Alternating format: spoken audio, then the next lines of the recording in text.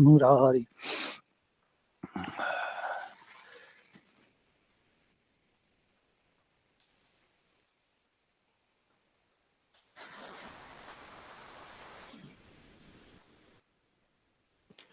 सभी को good morning, good morning, good morning, good morning. सभी को राधे राधे, सभी को शुभ प्रभात, सभी को राधे राधे।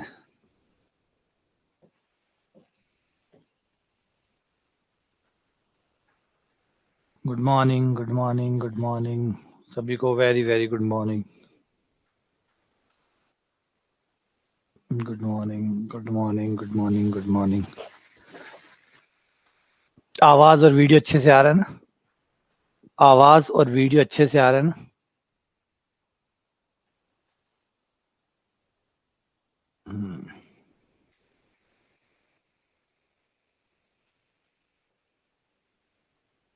राधे राधे, राधे राधे, सब ठीक है। चलो, तो आज जो हम पढ़ने वाले हैं वो आज कमाल का टॉपिक है जो आज हम स्टार्ट करने वाले हैं। ग्रुप थ्योरी के अंदर एक खास प्रकार का ग्रुप होता है जिसको हम कहते हैं क्रमचय ग्रुप, क्रमचय समूह। इंग्लिश में कहते हैं परमुटेशन ग्रुप, या कई जगह इसको सिमेट्रिक ग्रुप भी कहा जाता है। सिमेट्रिक ग्रुप, परमुटेशन ग्रुप, ये एक ही नाम है, अलग अलग पर्यायवाची है। जैसे जल का होता है, पानी होता है, नीर होता है, बस वैसा सा ही कंसेप्ट है। तो ये पर्यायवाची शब्द है, तो अपन इसको परमुटेशन ग्रुप कह सकते हैं। ये आइडिया एक्चुअली जो परमुटेशन ग्रुप था ये सबका डोमिनेटिंग आइडिया था। डोमिनेटिंग का मतलब होता है पूरे ग्रुप थ्योरी जिसके अंडर में आती है, पूरी ग्रुप थ्योरी, पूरी ग्रुप थ्योरी, कोई छोड़ नहीं रहा हूं, पूरी ग्रुप थ्योरी जिसके अंडर में आती है उसको परमुटेशन ग्रुप कहते हैं। और इसी से आपको ग्रुप थ्योरी का एक बेसिक और एक शानदार रूप जो है वो नजर आएगा। एक बहुत प्यारा जो रूप है वो आपको यहां से नजर आएगा जब आप लोग परमुटेशन ग्रुप को पढ़ते हैं। चलिए बात करते हैं, समझते हैं कहानी को।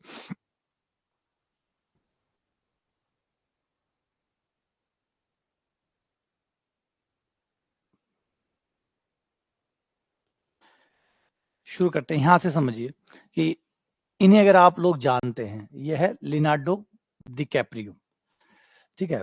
नॉर्मली लिनार्डो कहते हैं इनको, मतलब कमाल के एक्टर हैं ये, जबरदस्त। अगर आप हॉलीवुड मूवीज देखते हैं और हॉलीवुड मूवीज में अगर आपने इनको देखा है, इनकी एक्टिंग देखी है, तो आप मानते होंगे कि ये बहुत जबरदस्त कलाकार है। मतलब जैसे इंडिया में हमारे शाहरुख खान होते हैं, अमिताभ बच्चन होते हैं, वैसा ही कुछ रोल हॉलीवुड के अंदर लिनार्डो जो है वो प्ले करते हैं। कमाल के इनकी मूवीज आप लोगों ने देखी हो, जैसे इंसेप्शन है, शटर आइलैंड है ना, और वॉल स्ट्रीट की मूवी थी, the Wolf of Wall Street, ये वो मूवीज है। एक है द रेवेनेंट थी जिसको ऑस्कर अवार्ड मिला था, जिसके लिए इनको बेस्ट एक्टर चुना गया था ऑस्कर के लिए। तो इनकी जो मूवीज है, इंसेप्शन है one of the best movie है।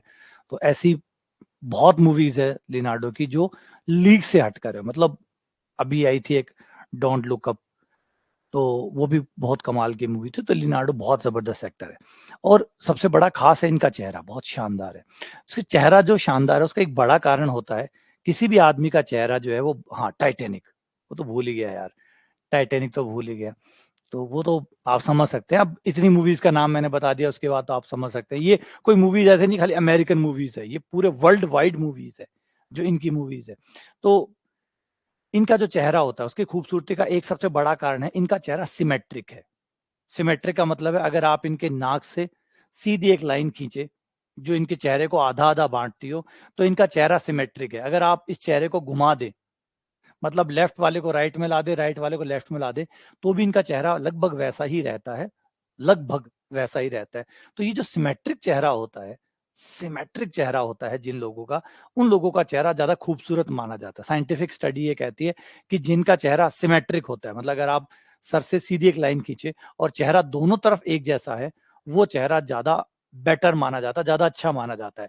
इसीलिए जो प्लास्टिक सर्जन होते हैं, जो सर्जरी करते हैं, वो चेहरे को सिमेट्रिक बनाते हैं। जिनके चेहरे सिमेट्रिक नहीं होते, यानी लेफ्ट और राइट सिमेट्री में फर्क होता है, उनको चेहरे को सिमेट्री बनाने की कोशिश करते हैं। ज्यादातर एक्टर होते हैं, एक्ट्रेस होती है जो प्लास्टिक सर्जरी कराती है, उसका प्लास्टिक सर्जरी का सबसे बड़ा इम्पैक्ट यही होता है कि वो अपने चेहरे को सिमेट्रिक बनाने की कोशिश करती है। जो दोनों साइड का गैप है, लेफ्ट और राइट वाला, उसको वो बराबर करने का कोशिश करती है, ताकि सिमेट्री जो है क्योंकि सुंदरता एक्चुअली सिमेट्री में है। सुंदरता एक्चुअली चेहरे की सिमेट्री में है। आपकी लेफ्ट आई और राइट आई बिल्कुल एक जैसी हो, आपका नाक का दोनों पोर्शन एक जैसा हो, आपके होठों का दोनों साइड का पोर्शन एक जैसा हो, तो आपका चेहरा सिमेट्रिक होता है, तो वो बहुत खूबसूरत नजर आता है, शानदार नजर आता है। कई लोगों को आप देखते हो कि कई लोग कहते हैं मेरी फोटो अच्छी नहीं आती, है ना? कई बार आपने शिकायत सुनी होगी, कई लोग कहते हैं वैसे मैं सुंदर हूँ लेकिन फोटो अच्छी नहीं आती। फोटो अच्छी नहीं आती वो गलत नहीं कह रहे हैं, अगर आप लोग कहोगे नहीं वो झूठ बोल रहे हैं, झूठ नहीं बोल रहे, बिल्कुल ऐसा होता है। एक्चुअली जब आप फोटो खींचने जाते हैं तो फोटो आपके चेहरे का उल्टा हिस्सा लेती है, फोटो आपके चेहरे का उल्टा हिस्सा लेती है।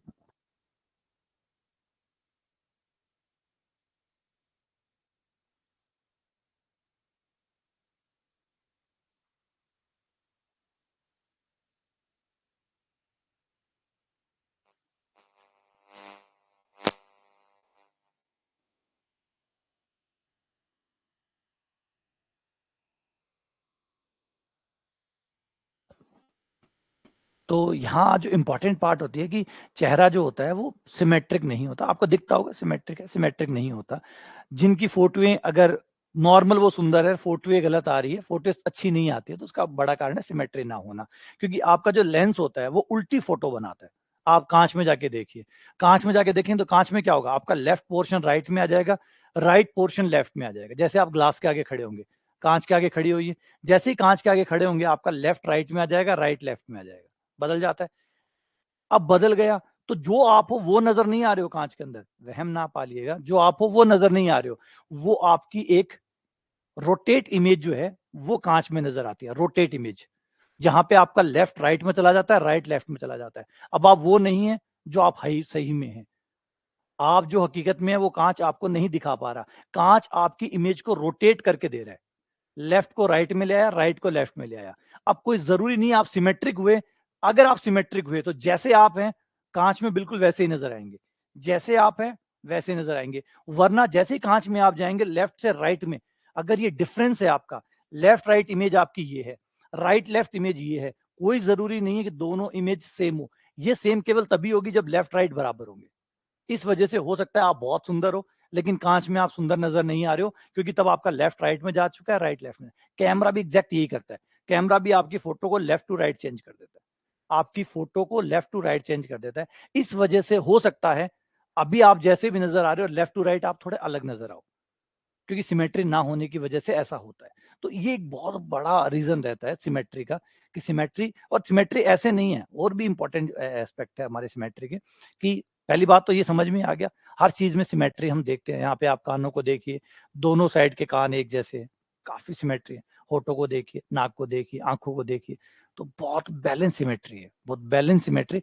सिमेट्री का 100% सिमेट्री तो नहीं मिलती, 100% सिमेट्री तो नहीं मिलती, लेकिन कोशिश ये रहती है कि ज्यादा से ज्यादा सिमेट्री जो है वो मेंटेन की जाए। ठीक है, ऐसा नहीं कि सिमेट्री यहाँ पे ही है। सिमेट्री अगर आप देखें तो सिमेट्री प्रकृति में भी समाई हुई है। सिमेट्री जो है वो प्रकृति में भी है। जो ऊपर से जो बर्फ गिरती है, जब बर्फबारी होती है, बर्फ गिरती है, तो जो स्नो फ्लैक्स होते हैं, इसे स्नो फ्लैक्स को देखिए, स्नो फ्लैक्स बहुत शेप के बन के आते हैं, लेकिन अधिकतर जो स्नो फ्लैक्स बन के आते हैं, जो बर्फ गिरती है ना ऊपर, वो जब जमीन पे गिर जाती है उसके बाद अगर उसे देखें तो उसमें बहुत सारे शेप होते हैं, है ना? ये बहुत बड़ा एक एक तरह से फिनोमिना है, एक बहुत बड़ी घटना है कि कैसे प्रकृति में ऊपर से गिरने वाला पानी नीचे आते-आते एक बहुत बेहतर, एक सुंदर डिजाइन कैसे बन जाता है। और ये एक डिजाइन नहीं है, ऐसे सैकड़ों डिजाइन बनते हैं। स्नोफ्लैक्स सैकड़ों डिजाइनों के होते हैं। वन ऑफ है ये आप इसमें 6 हिस्सों वाला मान सकते हैं, ये स्नोफ्लैक्स है। ये में भी सिमेट्री है। देखो, इसमें भी सिमेट्री है। अगर और आगे चलें तो अपने जानवरों में देखिए, ये स्टारफिश है, बहुत से प्रकार के स्टारफिश है। आप स्टारफिश में भी देखेंगे तो यहाँ पे भी आपको सिमेट्री नजर आएगी। स्टारफिश में भी जब आप जाएंगे तो आपको सिमेट्री नजर आएगी। तो सिमेट्री यहाँ पे भी भरी हुई है, यानी हमारे इंसानों में ही नहीं, जानवरों में भी आपको सिमेट्री नजर आएंगी। और ये सिमेट्री अगर अब कि सिर्फ जीवित लोगों में है तो जवाब है नहीं, जीवित लोगों से बाहर भी सिमेट्री है।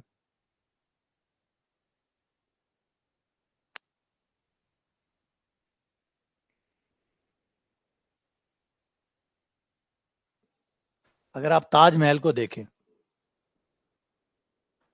अगर आप ताजमहल को देखें तो ताजमहल में भी आपको यही चीज नजर आएगी।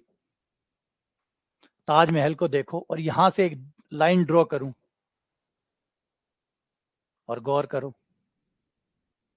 ताजमहल में भी आप गौर करो, अगर ताजमहल बहुत खूबसूरत है, अब गौर करके देखो, अगर ताजमहल का लेफ्ट हिस्सा कुछ और होता और राइट कुछ और होता, कल्पना करके देखो, कल्पना करके देखो, अगर ताजमहल का लेफ्ट कुछ और होता और राइट कुछ और होता, तो क्या इतना खूबसूरत होता? क्या इतना सुंदर लगता? एक काम कर लेते हैं, एक छोटे से स्तंभ को हटा के देख लो, इसी स्तंभ को हटा के देख लो, और फिर देखो, फिर देखिए, है ना? बहुत हम सिमेट्री के लिए बहुत पैसा खर्च करते हैं। जिन लोगों के दांत जो है वो लेफ्ट और राइट वाले, जब वो चेहरा खोलते हैं तो आगे वाले जो दो दांत हैं, जैसे मेरे भगवान ने दो बड़े दांत दिए, तो जैसे मेरे दोनों दांत सिमेट्रिक है तो ठीक है, लेकिन सोचो अगर एक दांत बड़ा होता और एक छोटा होता, तो एक दांत मेरा बड़ा होता और एक दांत छोटा होता, तो कैसा लगता? तो समझने की कोशिश करो कि भाई कहानी में क्या लोचा है। कहानी में लोचा ये है कि ये जो एसिमेट्री है, ये बहुत प्रॉब्लमेटिक होती है, बहुत ज्यादा प्रॉब्लमेटिक होती है। तो इसी को ही ठीक करने के लिए ये जो डेंटिस्ट होते हैं, जो लोग करते हैं, वो सारा का काम ये होता है कि सिमेट्री को वापस रिस्टोर कैसे किया जाए, सिमेट्री को बनाया कैसे जाए, तैयार कैसे किया जाए।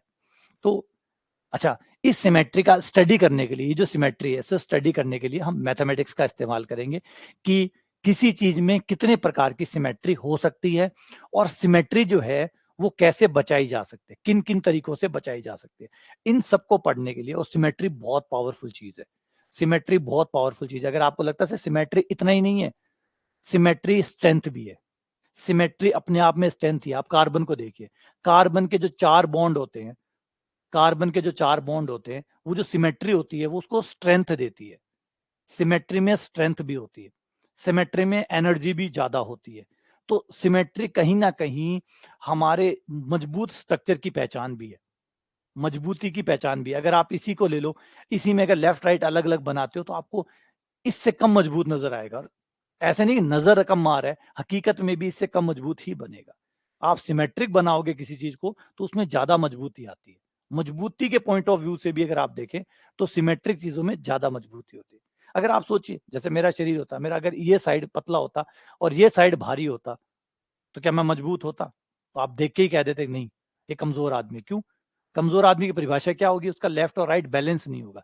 जिसका भी लेफ्ट और राइट बैलेंस होगा, हम कहेंगे हाँ इसमें स्ट्रेंथ ज्यादा है। ऐसा कैसे पता चला कि लेफ्ट और राइट बराबर होने से स्ट्रेंथ का कैसे पता लग रहा है?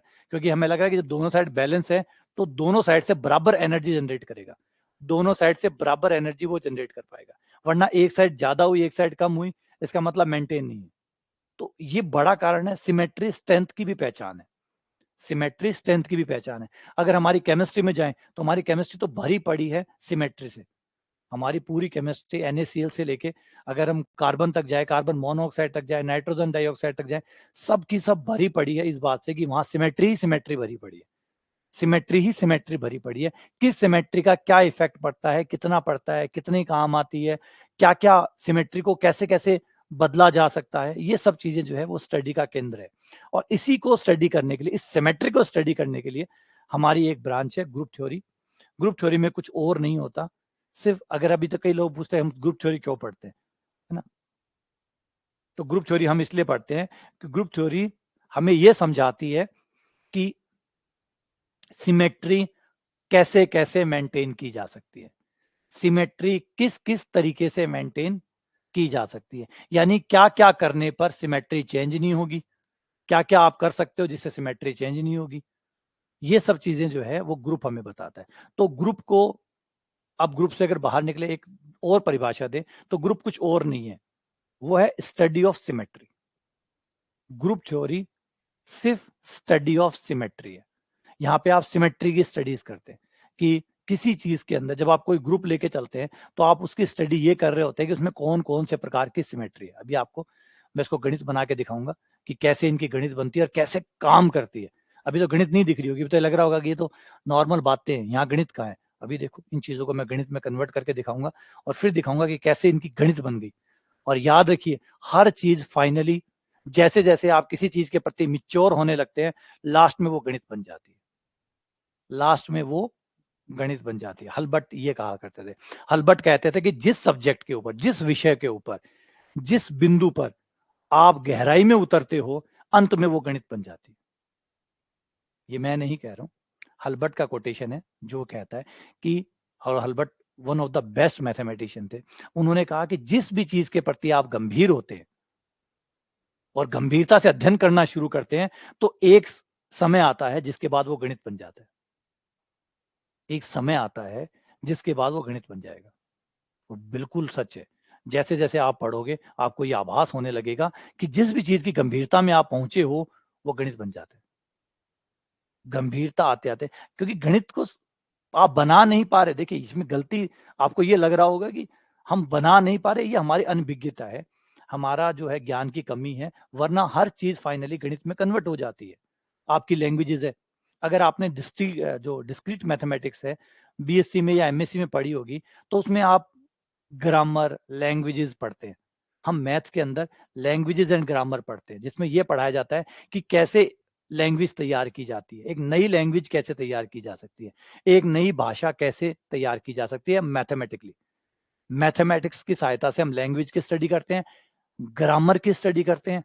लैंग्वेज प्लस ग्रामर प्लस उसका सेंस, उसका लॉजिक, उसका आर्ग्यूमेंट, ये सब चीज हम मैथमेटिकली स्टडी करते हैं। और कैसे एक नई भाषा हम तैयार कर सकते हैं, वो उस बात का एग्जाम्पल है। आपका गूगल ट्रांसलेटर बिल्कुल इसी बात का एग्जाम्पल है कि कैसे एक भाषा को दूसरी भाषा में बदला जा सकता है। और आज जो आपकी आर्टिफिशियल इंटेलिजेंसी है, जिसे आज हम एआई कहते हैं, जैसे चैट जीपीटी है, वो एक्चुअली चैट जीपीटी नहीं होता, वो एलएलएम होता है। एलएलएम, एल एल एम, आपने कहीं पढ़ा हो कोई, तो आपने पढ़ा होगा एक नया नाम आता है एलएलएम। एलएलएम का मतलब है large language model. Large language model, हमने क्या किया है चैट जीपीटी में, हमने कंप्यूटर को मैथमेटिकली ये समझाया कि किसी लैंग्वेज को कैसे पढ़ा जाता है, किसी लैंग्वेज को कैसे। देखिए मशीन है, मशीन कोई और भाषा नहीं जानती, मशीन सिर्फ एक भाषा जानती है, वो है लॉजिक। मशीन सिर्फ और सिर्फ एक भाषा जानती है, वो है लॉजिक प्लस बाइनरी इनपुट। तो बाइनरी यानी 0 1 प्लस लॉजिक, मैथमेटिक्स ही होता है ये मैथमेटिक्स ही होता है। लॉजिक तो मैथमेटिक्स ही है। बाइनरी, बाइनरी अलजेब्रा हो गया, बूलियन अलजेब्रा जिसको आप कहते हैं, Boolean algebra plus logic equals to mathematics. तो आपने वहां एक मैथमेटिक्स बनाई कंप्यूटर को, जिसमें आपने उसे एक बड़ी लैंग्वेज का सारा पार्ट सिखा दिया। अब आप क्या करते हैं, आप उसे क्वेश्चन देते हैं, वो क्या करता है, आप जो भी क्वेश्चन चैट जीपीटी को देते हैं, वो क्या करता है, वो जाके नेट पे सर्च करता है। जो आप पहले करते थे, जो आप पहले करते थे वही अब ये वो भी ये कर रहा है। अब मशीन आपको ये करके दे रही है, वो जाता है आपके क्वेश्चन को लेके जाता है। अब याद है कि वो लैंग्वेज पढ़ना सीख गया है, अब वो लैंग्वेज पढ़ना सीख गया है, तो वो आपके क्वेश्चन को जाके जितने भी उत्तर है नेट के ऊपर, वो सबको स्टडी करता है, उसमें से कई उत्तरों को मिला के एक उत्तर बनाता है और आपको लाके आंसर दे देता है। जो काम पहले आप करा करते थे, वो काम अब आपको चैट जीपीटी करके दे रहा है। बिल्कुल, बस यही चीज जो है, यही चीज जो है वो आर्टिफिशियल इंटेलिजेंस है, जो एआई जिसे हम कहते थे। याद है कि आप क्या कर रहे थे, वही काम अब कंप्यूटर कर रहा है। आप गूगल पे, पहले जब चैट जीटीपी नहीं था उस समय आप क्या करते थे, गूगल पे अपना क्वेश्चन टाइप करते थे, गूगल उसके रेफरेंसेस दिखा देता था कि ये आप देख लो आपका आंसर कौन सा है, अब आप खुद पढ़ लो और खुद अपना आंसर ढूंढ लो। वो उसका जो भी आप उस पर टाइप करते थे, उससे रिलेटेड जो भी टॉपिक होते थे, वो सब साइट्स वेबसाइट सब लाके आपको दे देता था। फिर आप सर्च करते थे कि इनमें से आपका उत्तर कौन सा है, आपके काम की चीज कौन सी है। 2 3 पढ़ते थे और मिक्स करके अपना उत्तर ढूंढ लेते थे, ये करते थे। अब ये काम किसने कर दिया, एलएलएम ने कर दिया। अब वो आपका क्वेश्चन उठाता है, सर्चिंग का काम अब आपको नहीं करना, सारा सर्चिंग का काम वो करके लाता है, क्योंकि अब उसे लैंग्वेज पढ़नी आ गई है, उसे भाषा पढ़नी आ गई है। पहले उसे भाषा पढ़नी नहीं आती थी, अब मशीनों को आपकी भाषा पढ़नी आने लगी, वो आपकी भाषा पढ़ता है।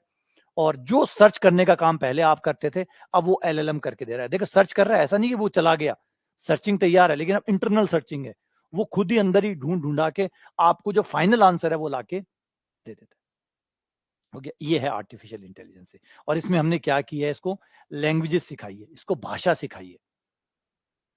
अब ये उर्दू भी जानता है, अब ये हिंदी भी जानता है, अब ये इंग्लिश भी जानता है, अब ये कोरियन भी जानता है, इसीलिए लार्ज लैंग्वेज मॉडल कहा गया इसको। अब वो आपका काम करके दे रहा है। अब आप सीधा क्वेश्चन टाइप करते हैं और वो सीधा आपको आंसर पकड़ा देता है। दूसरा एग्जांपल समझिए, जैसे फोटो का एग्जांपल देखिए। आपको मान लीजिए कोई फोटो बनवानी है, कोई इमेज बनवानी है। पहले आप क्या करते थे, कोई भी इमेज बनानी होती थी उसकी कल्पना करते थे कि क्या इमेज बनानी है, मतलब डोनाल्ड डक की बनानी है या फिर शाहरुख खान की बनानी है, किसी और की बनानी है। आप उसकी कल्पना करते थे, उसकी फोटो सोचते थे और फिर पेन से उसको ड्रॉ करते थे। यही काम आप करते थे, यही तो करते थे। पहले आप इंफॉर्मेशन देते थे, फिर वो फोटो बनाता है। अब एलएलएम यही काम करेगा। क्या करेगा, आप इमेज के बारे में उसको इंफॉर्मेशन दो कि आप क्या चाहते हो। आप चाहते हो कि मतलब उल्का पिंड पृथ्वी के ऊपर गिर रहा हो, तबाही हो रही हो, ऐसी फोटो चाहिए। तो वो उस इंफॉर्मेशन को देखिए, अब भाषा समझने लग गया बंदा। अब आपकी तरह है ये बिल्कुल, और आपसे बेटर है। आपकी तरह नहीं, आपसे बेटर है। आपसे ज्यादा भाषा को लॉजिकली समझता है। तो जो आप इसे इंफॉर्मेशन दोगे वो बहुत अच्छे से समझेगा और नेट पे उसके रिलेटेड डेटा को इकट्ठा करेगा। वो जो फोटोएं हैं उनको इकट्ठा करेगा और कोलाज करके मिला के एक सिंगल फोटो आपको बना के लौटा देगा।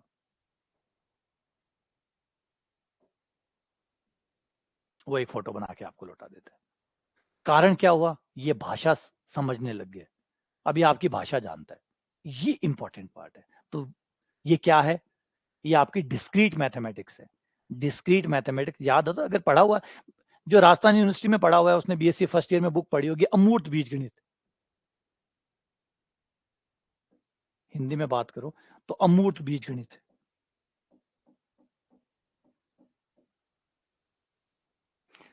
इंग्लिश में बोलूं तो discrete mathematics.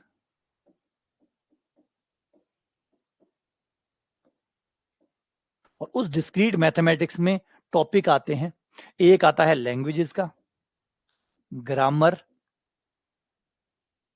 Language, grammar, logic,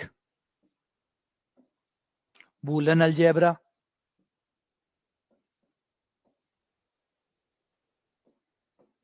और एक आता था फाइनाइट मशीन,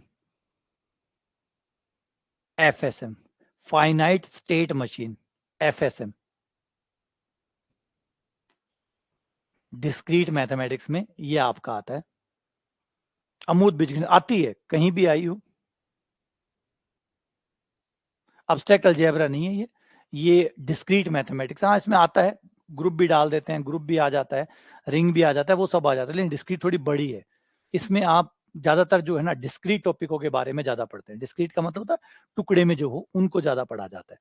तो FSM, language, grammar, logic, Boolean algebra, आप इन सबको पढ़ते हैं। वो इन सबको मिला के आपकी बनती है एलएलएम। तो अच्छा, आप सोचो कि एलएलएम अब कैसे आया, पहले क्यों नहीं आया, 10 साल पहले या 20 साल पहले क्यों नहीं आया। मैंने पहले ही कहा था, जब तक आप सब्जेक्ट की गहराई पे नहीं जाते आपको मैथ्स नहीं मिलती। जब आप किसी भी चीज को गहराई में जाते हैं तो आपको समझ में आता है कि वो कुछ और नहीं, वो कुछ और नहीं बल्कि मैथमेटिक्स है।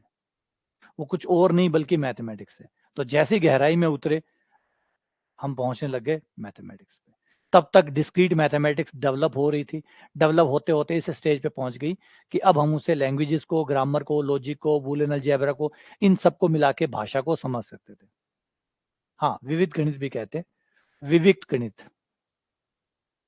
हाँ, डिस्क्रीट, ये बुक चलती है राजस्थान यूनिवर्सिटी में, और कईयों में विविक्त गणित, विविक्त गणित।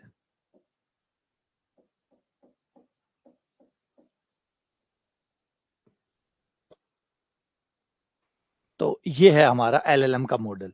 तो जो अल्बर्ट ने कहा था उस पर मैं बिल्कुल एकदम पूरी तरीके से एग्री हूं कि बिल्कुल जैसे ही आप सब्जेक्ट की गहराई में उतरेंगे वो गणित बन जाएगा, है ना, वो कहीं ना कहीं गणित में कन्वर्ट हो जाएगा बाद में। तो यही हालत है, हर चीज जो गहराई में जाते हैं वो गणित बन जाती है। जब हमने सिमेट्री को सीरियस लिया, जब हमने सिमेट्री को सीरियस लिया तो सिमेट्री भी मैथमेटिक्स बन जाएगी।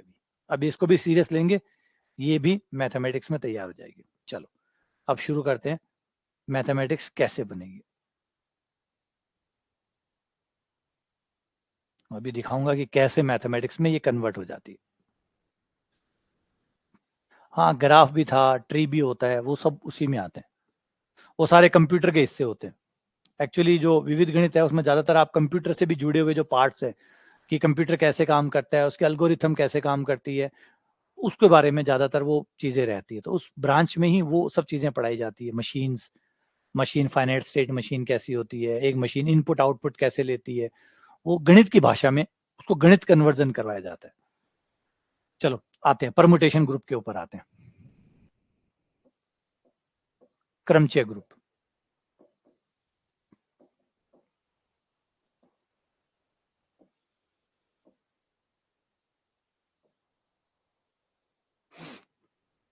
क्रमचय समूह,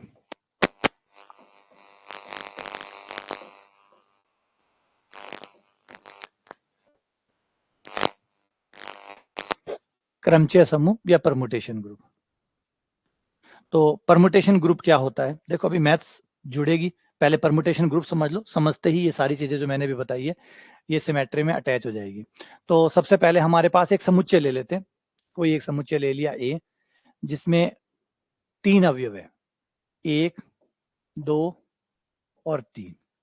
ठीक है, एक समुच्चय ले लिया जिसमें 3 अवयव है, 1, 2 और 3, और हम एक फलन परिभाषित करेंगे, एक फलन f जो परिभाषित करेंगे, f वो होगा a से a में, तथा f जो है वो एक एक ही आच्छादक होगा, 1 1 और ऑन टू होगा।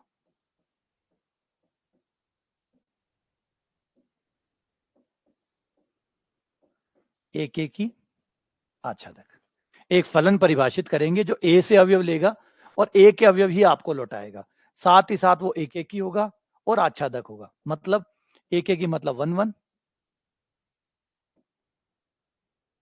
और आच्छादक मतलब ऑन टू। क्या है एक एक ही, क्या है आच्छादक, वैसे फलन में इनको और अच्छे से पढ़ेंगे, फिलहाल यहाँ पे ये समझिए एक एक ही का मतलब है हर एक पर अलग आंसर आएगा, हर एक पर अलग अलग आंसर आएगा, जैसे इस पे जो भी आ गया बस उस पे वही आएगा, दूसरे पे कुछ नया आएगा, तीसरे पे कुछ नया आएगा, हर बार आपको नया मिलेगा। आच्छादक का मतलब है उधर वाले जितने भी अवयव होंगे, उधर वाले, उधर मतलब जो उस तरफ समुच्चय, इधर को प्रांत कहते हैं, उधर को सह प्रांत कहते हैं, डोमेन और को डोमेन, को डोमेन का भी हर अवयव इधर से जुड़ेगा, इधर वाले उधर से जुड़ेंगे, ये तो फलन की परिभाषा होती है। फलन की परिभाषा ये कहती है कि प्रांत का हर अवयव सह प्रांत से जुड़ा हुआ होना चाहिए, लेकिन वो ये नहीं कहती कि सह प्रांत का भी प्रांत से जुड़ा होना चाहिए, वो आच्छादक कहता है। आच्छादक कहता है कि सह प्रांत का भी हर अवयव प्रांत से जुड़ा हुआ होना चाहिए। फलन तो बस इतना ही कहता है कि प्रांत सह प्रांत से जुड़ा होना चाहिए, लेकिन वो ये नहीं कहता कि सह प्रांत भी पूरे तरीके से प्रांत से जुड़ा हुआ होना चाहिए, वो आच्छादक कहता है। आच्छादक कहता है ना, उधर से भी सब जुड़े हुए, इधर वाले उधर से जुड़े हुए होने चाहिए, ये तो फलन कह देता है, और आच्छादक ये कह देता है, ऑन टू ये कह देता है कि उधर वाले इधर से जुड़े, मतलब ना तो इधर से कोई खाली बचे ना उधर से खाली बचे, इधर वाले उधर से जुड़े हुए हो और उधर वाले इधर से जुड़े हुए हो, और एक एक ही कह देता है कि एक से एक ही जुड़े, बस। यानी आपको इधर वालों को उधर से जोड़ना है, उधर वालों को इधर से जोड़ना है, और एक से एक जोड़ना है, एक से एक जोड़ना है, एक से एक जोड़ना है। ठीक है, तो आ जाओ बनाते हैं। आपका फलन बनेगा ए से ए में, ये ए, ये ए, तो ए में है 1 2 3,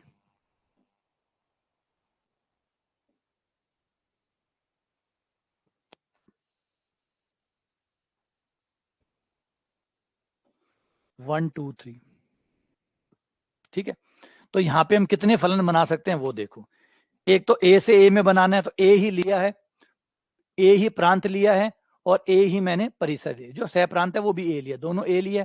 अब एक एक ही बना रहा हूं, तो एक से एक जोड़ दूं, दो से दो जोड़ दूं, तीन से तीन जोड़ दूं। अब आप देख सकते हो ना तो कोई प्रांत का खाली रहा, ना कोई सह प्रांत का खाली रहा, इधर वाले सब उधर जुड़ गए, उधर वाले सब इधर जुड़ गए, एक से एक ही जुड़ा है, हर बार नया जुड़ा है, एक से एक जुड़ा, दो से दो जुड़ा, तीन से तीन जुड़ा, यानी हर कोई, ऐसा नहीं कि एक व्यक्ति दो से जुड़ा हो या यहाँ का एक जो है वो दो से जुड़ा हो, हर कोई अलग अलग जुड़ा है, देखो, है ना, हर कोई को अलग अलग मिला। यहाँ मान लीजिए 3 व्यक्ति है, यहाँ 3 चॉकलेट है, तो एक व्यक्ति को एक चॉकलेट मिली है, ना तो चॉकलेट खाली बची ना व्यक्ति खाली बचे, हर व्यक्ति को एक चॉकलेट मिली है, अलग अलग मिली है।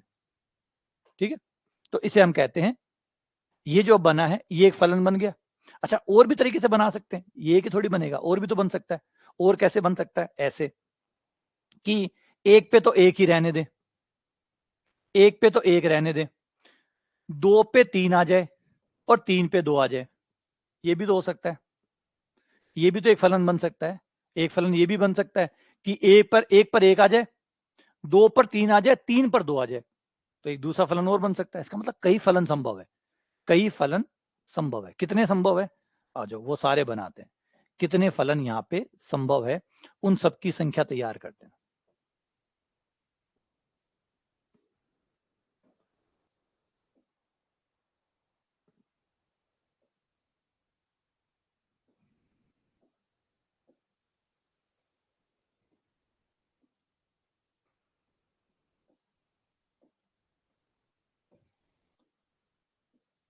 तो एक फलन तो ये बन गया आपका कि 1 पर 1 आ गया, 2 पे 2 आ गया, 3 पे 3 आ गया। इस फलन का नाम मैं रख लेता हूं F1। इस फलन का नाम रख लेता हूं F1, जो 1 पर 1 देगा, 2 पर 2 देगा, 3 पे 3 देगा। 1 पर 1, F1 कैसे काम कर रहा है, F1 ऐसे काम कर रहा है, 1 पर 1 लौटा रहा है, 2 पे 2 लौटा रहा है, और 3 पर 3 लौटा रहा है। और देख सकते हो कि सारी शर्तें पूरी हो रही है। शर्तें क्या थी, ए से ए में होना चाहिए, तो ए ही ले रहा है, ए ही लौटा रहा है। ए का ही अवयव लेता है, ए का अवयव ही लौटाता है। एक एक की है, हर कोई अलग अलग से जुड़ा हुआ है। आच्छादक है, कोई भी खाली नहीं बचा, सबके सब जुड़े हुए हैं। हर व्यक्ति को चॉकलेट मिली है, हर चॉकलेट को व्यक्ति मिला है खाने के लिए।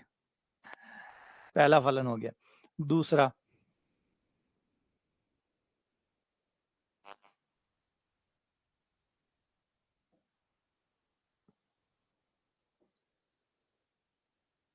एक, दो, तीन,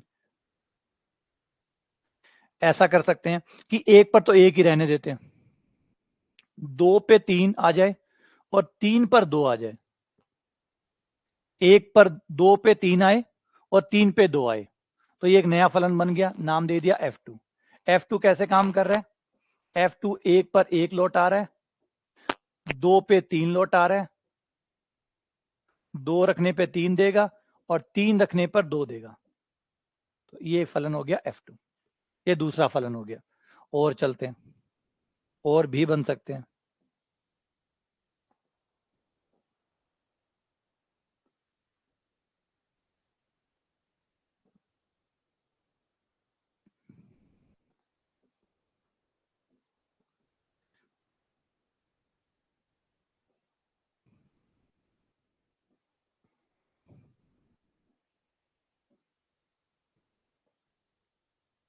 एक, दो, तीन,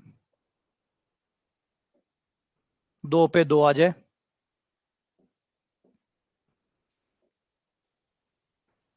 3 पे 1 आ जाए,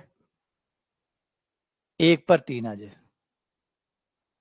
ये भी हो सकता है कि 2 पे 2 आ जाए, 3 पर 1 आ जाए। इस फलन का नाम रख लेते हैं F3। F3 क्या कर रहा है, 1 पर आपको 3 दे रहा है, 2 पर 2 दे रहा है, और 3 पर 1 दे रहा है। ये आपका F3 बन गया। और फलन बन सकते हैं अभी।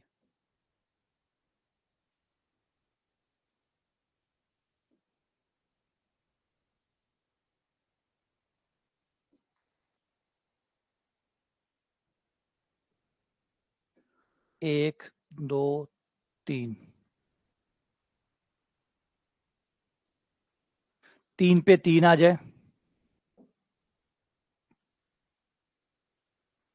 1 पे 2 आ जाए, और 2 पे 1 आ जाए, और 3 पे 3 आ जाए। इस फलन का नाम रख लेते हैं F4। ये आपका F4 हो गया। याद रखिए, कोई नहीं छूट रहा है, हर कोई अलग अलग से जुड़ रहा है, हर एक अवयव जुड़ रहा है, उधर से भी हर कोई जुड़ रहा है। हर व्यक्ति को चॉकलेट मिल रही है, हर चॉकलेट को एक व्यक्ति मिल रहा है खाने वाला, कोई नाराज नहीं है। हाँ, बांट अलग अलग तरीके से रहे हैं, बांटने के तरीके अलग अलग हैं।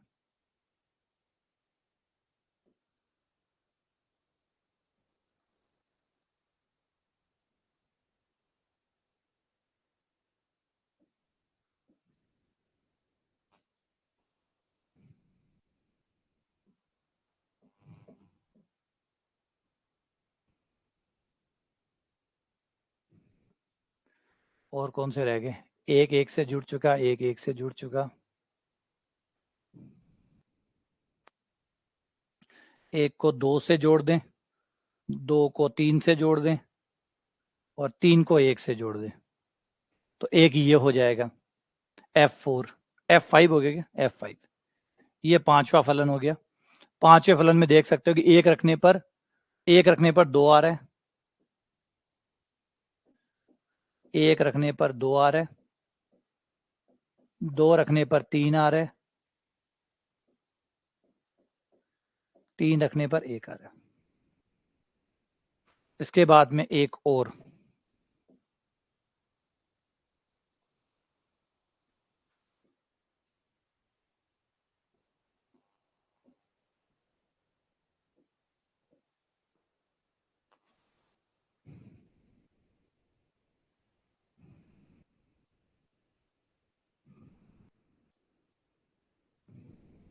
दो से 3,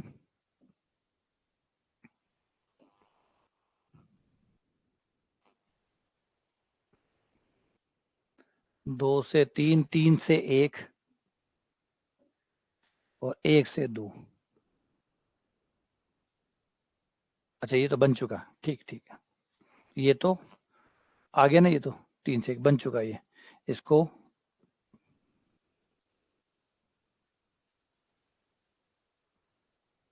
कौन सा रहा, 2 3 से जुड़ चुका है,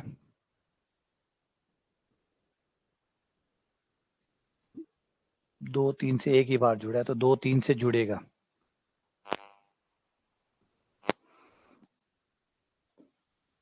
इससे जुड़ जाए, 2 3 से यहां जुड़ चुका,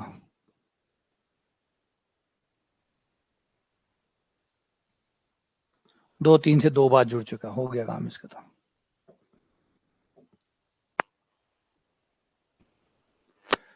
एक 3 से एक बार, एक तो 1 3 से जुड़ना बाकी है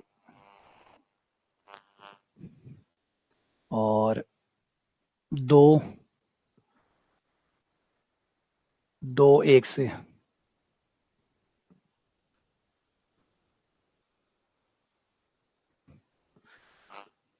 2 1 से जुड़ जाए और 3 2 से जुड़ जाए। ये देखो ये हो गया एक, ठीक है, एक ही हो गया F6, ये 6 हो गया। तो टोटल 6 फलन बने। अब 7वां नहीं बनेगा क्योंकि अब करेंगे तो रिपीट हो जाएगा, अब कुछ भी करोगे रिपीट हो जाएगा। तो कारण पता कैसे चला कि रिपीट हो जाएगा, अभी बताते हैं। पता कैसे चला कि 6 ही बनेंगे, 7 क्यों नहीं बने, 5 क्यों नहीं बने, तो उस पर पहले बहस करेंगे। अभी पहले इस पे आ जाते हैं कि हमने सारे फलन बना लिए, सबके सब फलन देख सकते हो, ए से ए में परिभाषित है नंबर 1, सबके सब एक एक ही हैं क्योंकि सब में अलग अलग बंटा है, सबके सब एक एक ही हैं, सबके सब आच्छादक हैं। पीछे वाले समुच्चय को देख सकते हैं, कोई भी चॉकलेट खाली नहीं रही, हर चॉकलेट को खाने वाला मिला है और हर खाने वाले को चॉकलेट मिली है, हर व्यक्ति को चॉकलेट मिली है और हर चॉकलेट को खाने वाला मिला है। ऐसा नहीं है कि चॉकलेट बच गई या ऐसा नहीं कि व्यक्ति बच गया, तो ना व्यक्ति बचे ना चॉकलेट बचे, हर व्यक्ति को एक चॉकलेट मिले ना व्यक्ति बचे। इसी का नाम होता है एक एक ही आच्छादक। एक एक का तो है ना, एक एक में बस ये चाहते हैं कि हर आदमी को अलग अलग चॉकलेट मिले, लड़ाई नहीं हो, झगड़ा ना हो, हर व्यक्ति को अलग अलग मिले। और आच्छादक में हम चाहते हैं कि हर चॉकलेट को एक व्यक्ति मिले, कोई चॉकलेट बच ना जाए। और जो हमारा फलन है, फलन में अंदर ही ये शर्त जो है ये निहित होती है कि कोई व्यक्ति खाली ना बचे, हर व्यक्ति को चॉकलेट मिले। ये तो फलन की शर्त में ही आ जाती है। फलन की शर्त ये कहती है कि प्रांत का कोई भी अवयव खाली नहीं रहना चाहिए, वो फलन के अंदर ही है, इनबिल्ट ही है। फलन के अंदर ही ये शर्त इनबिल्ट है कि फलन में प्रांत का कोई अवयव खाली नहीं रहना चाहिए, यानी कोई व्यक्ति खाली नहीं छूटना चाहिए। फलन की शर्त के अंदर ही आ गई, फलन के अंदर ही आ जाता है ये बात। तो फिर एक एक की क्या गारंटी लेती है कि हर व्यक्ति को अलग चॉकलेट मिले, चाहे कोई सी मिले अलग मिले, ये एक एक की गारंटी होती है। आच्छादक की गारंटी ये होती है कि हर चॉकलेट को एक व्यक्ति मिले, यानी कोई चॉकलेट खाली ना रह जाए। बस ये 3 चीजें होती है और ये तीनों शर्तें हमने पूरी करके 6 फलन हमने बना लिए। ठीक है, अब एक बड़ी मुश्किल होती है ऐसे, जब हम फलन का चित्र बनाते हैं तो भूल जाते हैं, एक दूसरा तरीका देखो बहुत आसान है बनाना। इस तरीके के बजाय अगर हम दूसरे तरीके पे जाएं, वो बहुत आसान है। यहां भूल चूक हो रही थी ना, अब भूल चूक नहीं होगी। देखो आ जाओ, एक दूसरा तरीका देखो जो इससे फार बेटर है बनाने में और बहुत जल्दी हमसे बन भी जाएगा। F1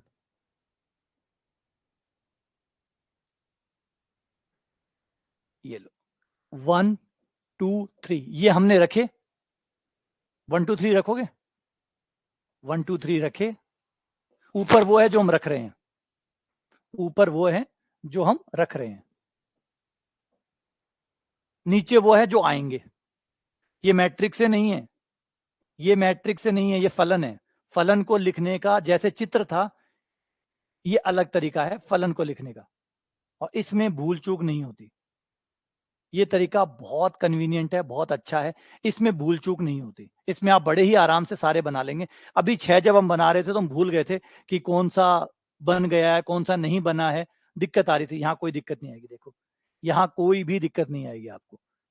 क्यों नहीं आएगी? देखो आपके पास 3 संख्याएं हैं, 1 2 3, 1 2 3 से आप 1 2 3 3 अंक आपके पास है, 3 अंकों से आप कितने प्रकार की संख्याएं बना सकते हैं? तो जवाब है ऐसे कर सकते हैं, 1 को आगे रख लें, 2 3 को पीछे रख लें, 1 को आगे रहने दें, 3 2 कर दें, 2 को आगे कर दें, 3 1 कर दें, फिर 2 को आगे रखें, 1 3 कर दें, 3 को आगे रखें, 1 2 कर दें, और या फिर 3 को आगे रखें 2 1 कर दें। हो गया। आप 1 2 3 3 अंकों से कितनी संख्याएं बना सकते हो? 6। ये 6 की 6 यहां भर दो। पहली 1 2 3, 1 3 2, 2 3 1, 2 1 3, 3 1 2, 3 2 1। ये लो, ये बन गए आपके 6 फलन। ये आपके 6 फलन बन गए, चेक कर सकते हो। वही 6 के 6 जो भी बने थे ना, वो 6 के 6 बने, और कितने आसानी से बन गए, एक भूल चूक नहीं हुई, एक कम ज्यादा नहीं हुआ, एग्जैक्टली 6 बन गए, और फटाफट यही सेम यही थे सारे, ट्राई कर सकते हो। इसको देख लो, 1 पर 1 आया, 2 पर 3 आया, 3 पर 2 आया, 2 पे 3, 3 पे 2, ये तो हमारा F1 हो गया, ये F1 हो गया, ये F1 है।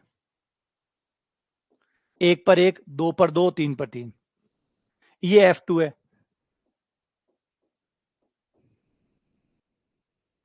मिला लो, ये रहा 1 पर 1, 2 पर 3 और 3 पर 2, ये हमारा F2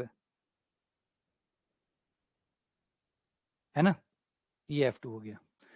ये है 1 पर 2, 2 पर 3, 3 पर 1, 1 पर 2, 1 पर 2, 2 पर 3, 3 पर 1, ये F5 हो गया।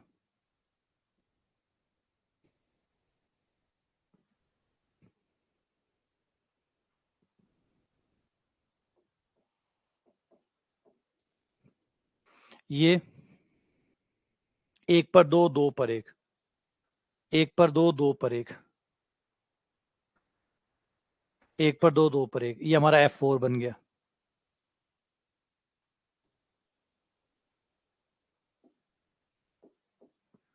अब ये 1 पर 3, 2 पर 1, 1 पर 3, 2 पर 1, ये हमारा F6 बन गया।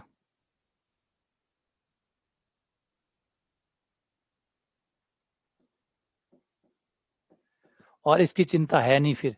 अब क्या बच गया होगा? F4, 3 बच गया, ये हमारा F3 हो गया। ये सारे फलन आ गए, तो बड़े आराम से बन गए। ठीक है, सारे फलन बना लिए, जितने बन सकते थे सब बना लिए, और बड़े आराम से बन गए। ये मैट्रिक्स से नहीं है, ब्रैकेट नहीं है, इनको कैसे पढ़ना है? ये है प्रांत, ऊपर वाले हैं प्रांत, ये प्रांत समुच्चय है, मतलब आपका डोमेन है।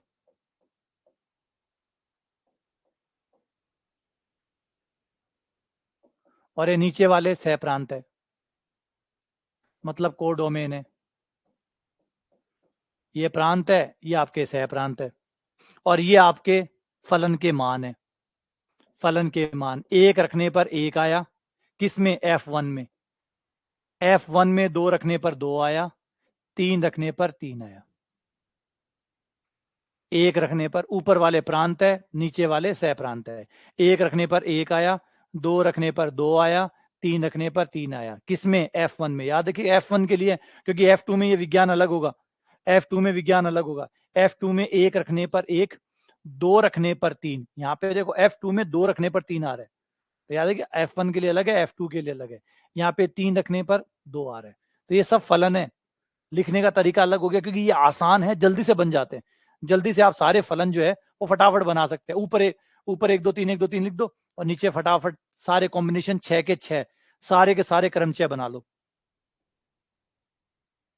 तो थोड़ी सी आपको हल्की हल्की सुगंध आने लग गई होगी, क्रमचय क्यों कहते हैं इसको, क्रमचय वाली सुगंध आने लग गई होगी, क्रमचय क्यों कहते हैं, क्योंकि यहाँ पे आपने सारे क्रमचय बनाए हैं। क्रमचय, क्रम को भी ध्यान रखा है, चयन भी किया, 3 अवयव उठाए, 3 संख्याएं उठाई और उनके क्रम बनाए, तो क्रमचय हो गया। यानी ये सारे के सारे फलन क्या है? क्रमचय। तो इन्हें क्रमचय कहते हैं। इन्हें, इन सारे फलनों को एक सिंगल नाम क्रमचय कहा जाता है। याद रखिएगा, यहां पे क्रमचय शब्द का मतलब होगा वह फलन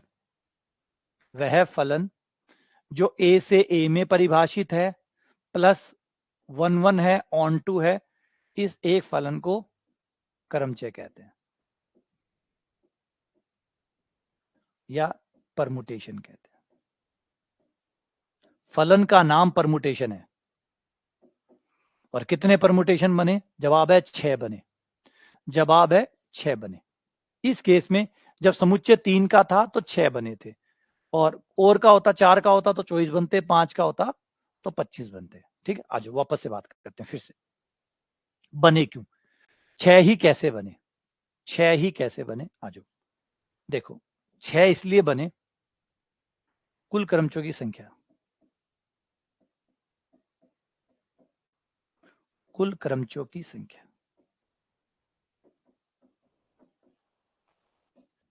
कुल क्रमचयों की संख्या 6 ही क्यों आई? 3 वाले केस में 6 कैसे आया? देखो, सबसे पहले एक एक अवयव को कनेक्ट करते हैं। अगर हम 1 की बात करें तो 1 के पास कनेक्ट होने के कितने ऑप्शन है? मतलब पहले व्यक्ति को कौन कौन सी चॉकलेट दी जा सकती है? पहले व्यक्ति के पास 3 ऑप्शन है, चॉकलेट 1 खा ले, 2 खा ले, या 3 खा ले। यानी पहले व्यक्ति के पास 3 ऑप्शन है चॉकलेट खाने के। फर्स्ट खा सकता है, सेकंड खा सकता है, थर्ड खा सकता है। तो पहले व्यक्ति के पास तरीके हुए 3, यानी पहले बिंदु को कनेक्ट करने के, जोड़ने के 3 तरीके हुए, हो गए। लेकिन पहला व्यक्ति जिससे भी जुड़ जाएगा वो चॉकलेट तो खा गया, खत्म, वो चॉकलेट खत्म। अब बची दूसरे व्यक्ति के पास जब जाएंगे तो उसके पास जो ऑप्शन बचेंगे वो अब 2 होंगे, क्योंकि पहले व्यक्ति ने एक चॉकलेट खा चुका है, चॉकलेट खत्म। अब 2 ऑप्शन बचे हैं उसके पास। अब चॉकलेट खाने के लिए 2 ऑप्शन बचे हैं, जो भी इसने खा ली है, कोई सी भी खाई हो, कोई फर्क नहीं पड़ता। इसने जो भी चॉकलेट खाई है वो एक खत्म होगी, बची 2 चॉकलेट। तो दूसरे व्यक्ति के पास 2 ऑप्शन बचे हैं चॉकलेट खाने के, तो वो 2 चॉकलेट खाएगा। और पहले व्यक्ति की, फिर जो तीसरा व्यक्ति बचेगा उसके पास सिर्फ एक ऑप्शन बचेगा चॉकलेट खाने का। तो ये हो गया कितने तरीके? फैक्टोरियल 3 तरीके, फैक्टोरियल 3। तो अब सोचिए कि 3 थे इसलिए फैक्टोरियल 3 हुए। अगर 4 व्यक्ति होते, 4 चॉकलेट होती, तो पहले व्यक्ति के पास 4 ऑप्शन चॉकलेट खाने के, अगले व्यक्ति के पास 3 ऑप्शन, उससे अगले व्यक्ति के पास 2 ऑप्शन, उससे अगले व्यक्ति के पास 1 ऑप्शन। पहले वाले के पास 4 ऑप्शन चॉकलेट खाने के, 4 व्यक्ति होते थे। अगर 4 व्यक्ति होते, अगर समुच्चय में 4 होते तो पहले व्यक्ति को 4 ऑप्शन होते चॉकलेट खाने के, दूसरे के पास 3 ही बचते क्योंकि पहले वाले ने 1 खा ली, इसके पास 3 बचते, अगले वाले के पास 2 बचते, उससे अगले वाले के पास 1 बचते। तो 4 गुणा 3 गुणा 2 गुणा 1, तो उस समय फैक्टोरियल 4 आता। फैक्टोरियल 4 फलन बनते, यानी फैक्टोरियल 4 यानी 24, तब 24 बनते। तो आप समझ सकते हो कि अगर ए में n अवयव है, यदि ए में n अवयव है, तो क्रमचयों की संख्या, क्रमचय मतलब ऐसे फलन जो एक एक की आच्छादक हो, उनकी संख्या फैक्टोरियल n होगी, उनकी संख्या फैक्टोरियल n होगी। इतने फलन आपके बन सकते हैं। ठीक है, क्लियर है ये? अब अगर इन सारे फलनों को इकट्ठा करके एक समुच्चय में डाल दिया जाए, ये जो सारे फलन बने हैं, जितने भी बने, ए समुच्चय पे जितने भी क्रमचय बन सकते हैं, उन सारे क्रमचयों को सेट ऑफ ऑल क्रमचय, set of all permutation on a समुच्चय पे बनने वाले सभी क्रमचय, ये जो सारे क्रमचय हैं, इनको एक समुच्चय में डाल लो। F1 जो बने 6 बने, F1 comma F2 comma F3 comma F4 comma F5 comma F6, ये 6 बने हैं। इसका नाम रहेगा एस ए। एस का मतलब सिमेट्री, एस का मतलब सिमेट्री, ए का मतलब ऑन सेट ए के ऊपर सिमेट्री। अब सिमेट्री कहां से आ गई, सिमेट्री कहां से आ गई? यहाँ तो कोई सिमेट्री वाली बात है नहीं, अभी समझ में आ जाएगी। देखो सिमेट्री है और अंदर है, अंदर है, राज की बात है, थोड़ी देर में खुलेगा। एस ए का मतलब है सिमेट्री ऑन ए के अंदर सिमेट्री। अब कैसे ये सिमेट्री हुई, यहां तक कहानी समझ में आई? इतनी समझ में आई कि क्रमचय क्या होता है, कैसे बनाए जाते हैं। क्रमचय एक फलन का नाम है, क्रमचय है ना, क्रमचय एक, जैसे चेतक जो था वो एक घोड़े का नाम था, महाराणा प्रताप के घोड़े थे, उनका नाम चेतक था, उन्होंने उनकी युद्ध यात्रा में काफी मदद की, है ना, तो ये चेतक की परिभाषा हुई। तो सेम वैसे ही क्रमचय की परिभाषा क्या है? क्रमचय कौन है? क्रमचय एक फलन का नाम है जो ए समुच्चय से ए समुच्चय पर परिभाषित है, जो एकेकी है, जो आच्छादक है। ऐसे फलन जो ए से ए पर परिभाषित हो, नंबर 1, एकेकी हो, नंबर 2, आच्छादक हो, नंबर 3। सरल भाषा में बात करें तो उसी समुच्चय से उसी समुच्चय पे परिभाषित हो, प्रत्येक अवयव अलग अलग अवयव से जुड़ा हुआ हो, और आपका जो सह प्रांत है, जो को डोमेन है, उसका कोई अवयव खाली ना छूटे, हर कोई किसी ना किसी से जुड़ा हुआ हो। ऐसे फलन को क्रमचय कहते हैं। और एक समुच्चय के ऊपर कितने क्रमचय बनाए जा सकते हैं? फिक्टोरियल n क्रमचय बनाए जा सकते हैं। और सारे क्रमचय को एक सेट के अंदर जब हम लिख लेंगे, जितने भी क्रमचय ए पे बने, तो उसको ऐसे बोलेंगे, सिमेट्रिक ग्रुप ऑन ए बोलेंगे। ठीक है, अब बात कर लेते हैं राज की, कि भाई सिमेट्री कैसे आई, इसका सिमेट्री से क्या लेना देना है।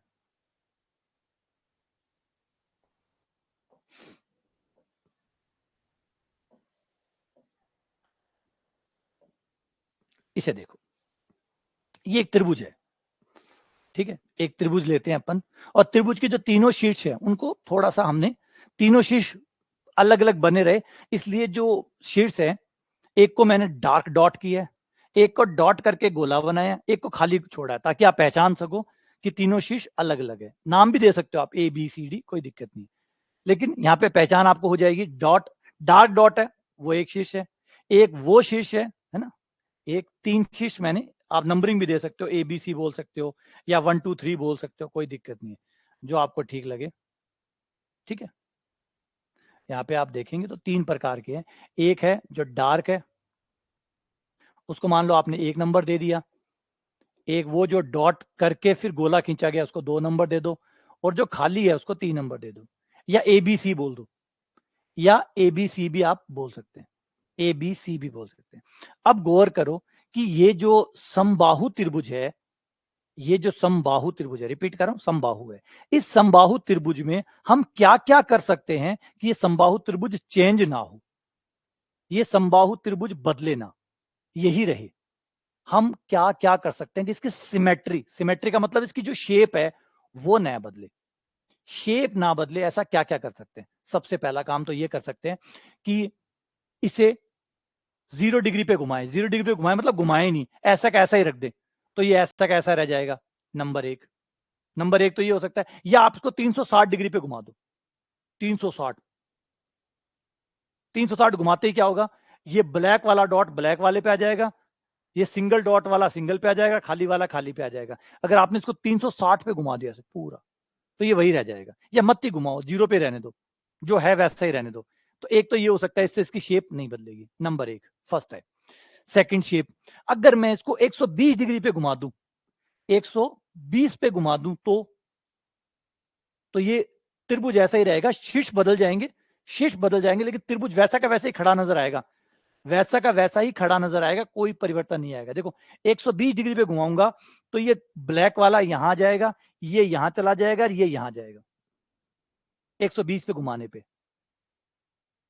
120 पे घुमाने पर। अच्छा, अगर 240 पे घुमाया जाए तो 240 पे घुमाएंगे तो ये वाला यहां जाएगा, ये वाला यहां चला जाएगा और ये वाला यहां जाएगा 240 पे। ये घुमाया गया 0 डिग्री पर, ये घुमाया गया 120 डिग्री पर, ये घुमाया गया, और तीनों ही चीजों में जो खास बात है वो है शेप में कोई बदलाव नहीं हुआ है। 0 डिग्री पे, इसे 120 डिग्री पे इसे घुमाया गया है। अगर घुमाने में दिक्कत आए तो एक काम करो, इसके बीच के अंदर एक पेन चुबा दो, पेन चुबा दो, अब घुमाओ, पेन के परितः घुमाओ उसको, है ना, जैसे बचपन में हम करते थे ना, वो मतलब क्या कहते हैं उसको, वो जो होता है ना बचपन में हमें फिरकी घुमाते थे, फिरकी घुमाते थे ऐसे पकड़ के, ऐसे ऐसे ऐसे से घुमाओ, ऐसे 120 डिग्री ऐसे घुमाओ। पहले तो वो जो त्रिभुज है, गत्ते पे एक त्रिभुज काट लो, त्रिभुज काट के बीच के अंदर एक कोई लोहे की जो रोड है छोटी सी पतली सी, वो उसमें घुसा दो और फिर उसको ऐसे घुमाओ फिरकी की तरह, है ना। और जो भैया दाल बनावा जना भाई घोटनी रखा ना आप, एक घोटनी रखा ना दाल ने घोटना के लिए, भाई दाल पूरा तरीका से मिक्स हो जावे, जना एक घोटनी रखा जी, चाहे मतलब खाणु बनावे और बनावे, जब घोटनी देखी देगी, घोटनी में क्या यहाँ रखी दाल में और यहाँ जोर से आप घुमावा तो घोटनी घुमावा तो वो दाल ने मिक्स कर देवे, पानी और दाल ने मिक्स कर देवे। तो बस भाई समझो कि आप इन्हें यहाँ रखो फिर ने अरिया घुमा रहे हैं और त्रिभुज के आगे लाग रहे, त्रिभुज आगे लाग रहे और यहाँ लाग रहे, यहाँ घुमा रहे हैं। हाँ दूध बिलोना कह दो, कुछ भी कह दो, वो घुमाने वाला है। बस इस तरीके से अगर आप यहाँ पे रख के इसे एक बार तो कुछ भी मत घुमाओ तो सेम रह ही जाएगा, एक 120 पे घुमा दो तो भी रह जाएगा, 240 पे घुमा दो तो भी रह जाएगा। अगर किसी और कोण पे घुमाओगे तो उसकी शेप बदल जाएगी, बिल्कुल ऐसा नहीं आएगा। अगर मान लो इसको मैं 45 डिग्री पे घुमाऊं या 60 डिग्री पे घुमाता, 60 डिग्री पे अगर मैं घुमाता हूं तो 60 डिग्री पे ये त्रिभुज ऐसे आ जाएगा, देखो ऐसे। तो आपको दिख रहा है शेप बदल गई, शेप बदलने का मतलब जगह नहीं, ऐसे कैसे, ऐसे ही खड़ा रहना चाहिए बंदा, बंदा यूं ही खड़ा रहना चाहिए, ऐसे ऐसे भी नहीं, ऐसे भी नहीं। हाँ शीर्ष बदल जाए कोई दिक्कत नहीं है, क्योंकि संभव त्रिभुज है, शीर्ष बदल भी गए तो ए की जगह बी आ गया, बी की जगह सी आ गया, इससे क्या फर्क पड़ेगा, आकृति तो वैसी दिख रही है ना, आकृति तो वैसी दिख रही है। और पहली बात, अगर आप एबीसी नहीं लिखोगे, गौर करो, अगर मैं एबीसी ना लिखूं तो कोई मुझे बता सकता है, अगर गौर करो, अगर यहां पे मैं ये लो, अगर मैं तीनों को ही रेड कर दूं तो कोई मुझे बता सकता है कि कोई चेंज आया, जवाब है कोई चेंज नहीं है, कोई बता ही नहीं सकता कि मैंने इसको घुमाया भी है कि नहीं घुमाया है।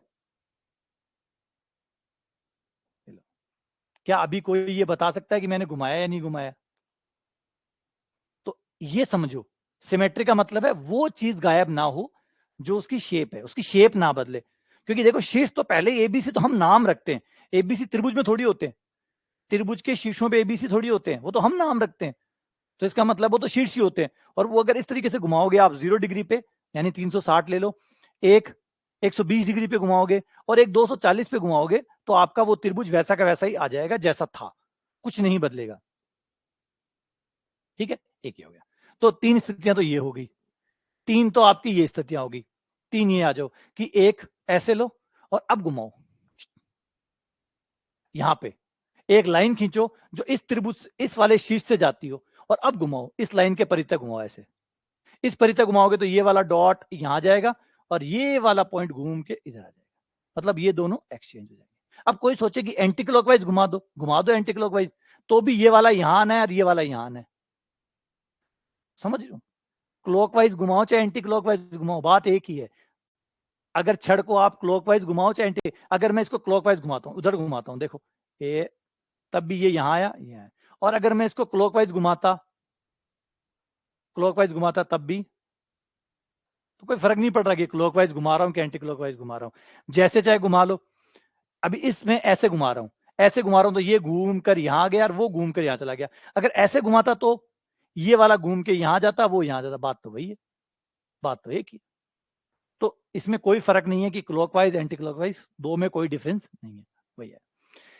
ऐसा ही फिर मैं अगली बार ऐसे कर सकता हूं कि इस शीट से घुमाया था, इस ब्लैक वाले डॉट वाले शीट से घुमाया था, अगली बार खाली वाले शीट से घुमाता तो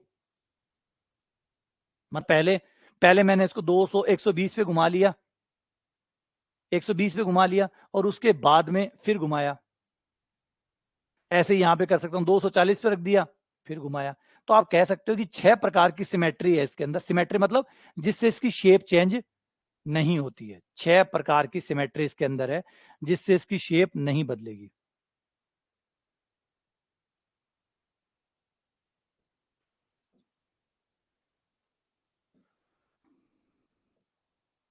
यानी एक समबाहु त्रिभुज, एक समबाहु त्रिभुज को 6 तरीके से घुमाने पर, चेंज करने पर इसकी आकृति नहीं बदलती है। नंबर 1, मैं घुमाऊं ही नहीं, ज्यों का त्यों ही पड़ा रहे, ज्यों का त्यों ही पड़ा रहे, कुछ भी ना घुमाऊं, शेप वही रह जाएगा। एक हो सकता है मैं इसको 120 डिग्री पे घुमा दूं, यहां पे पेन रख के इसको 120 घुमा दूं। एक हो सकता है 240 पे घुमा दूं। हो गए 3, हो गए 3, तो ये हो गए 3। ये हो सकते हैं कि मैं यहां से एक, है ना, एक पेन लगा दूं और फिर घुमाऊं, तब भी नहीं बदलेगा। 4, एक ये हो सकती है कि यहां से एक कागज लूं जो त्रिभुजाकार है, उसमें पीछे एक डंडा चिपका दूं और फिर घुमाऊं। बचपन में घुमाते थे ना यार, है ना। एक त्रिभुज का गत्ता काट लो, एक त्रिभुज का गत्ता काट लो और गत्ता काट के एक बार तो उसके ऊपर बीचों बीच केंद्र पे पेन मारो और फिर देखो कैसे कैसे घुमा सकते हो कि वो शेप ना बदले। तो 3 तरीके हो सकते हैं, 0 डिग्री पे घुमाओ मतलब मत घुमाओ, या 360 पे घुमाओ, एक ही बात है। एक तरीका वो हो सकता है। एक हो सकता है 120 पे घुमा दो, वापस वही शेप रह जाएगी। एक हो सकता है 240 पे घुमा दो, तब भी वही रह जाएगी। ठीक है। तीन तीन ये हो सकते हैं कि आप जो डंडा है वो बीच में यहां ना चुबा के, यहां केंद्र पे ना चुबा के यूं रखो और फिर यूं घुमाओ। एक एक सिमेट्री ये हो सकती है, 2, और एक ये हो सकती है।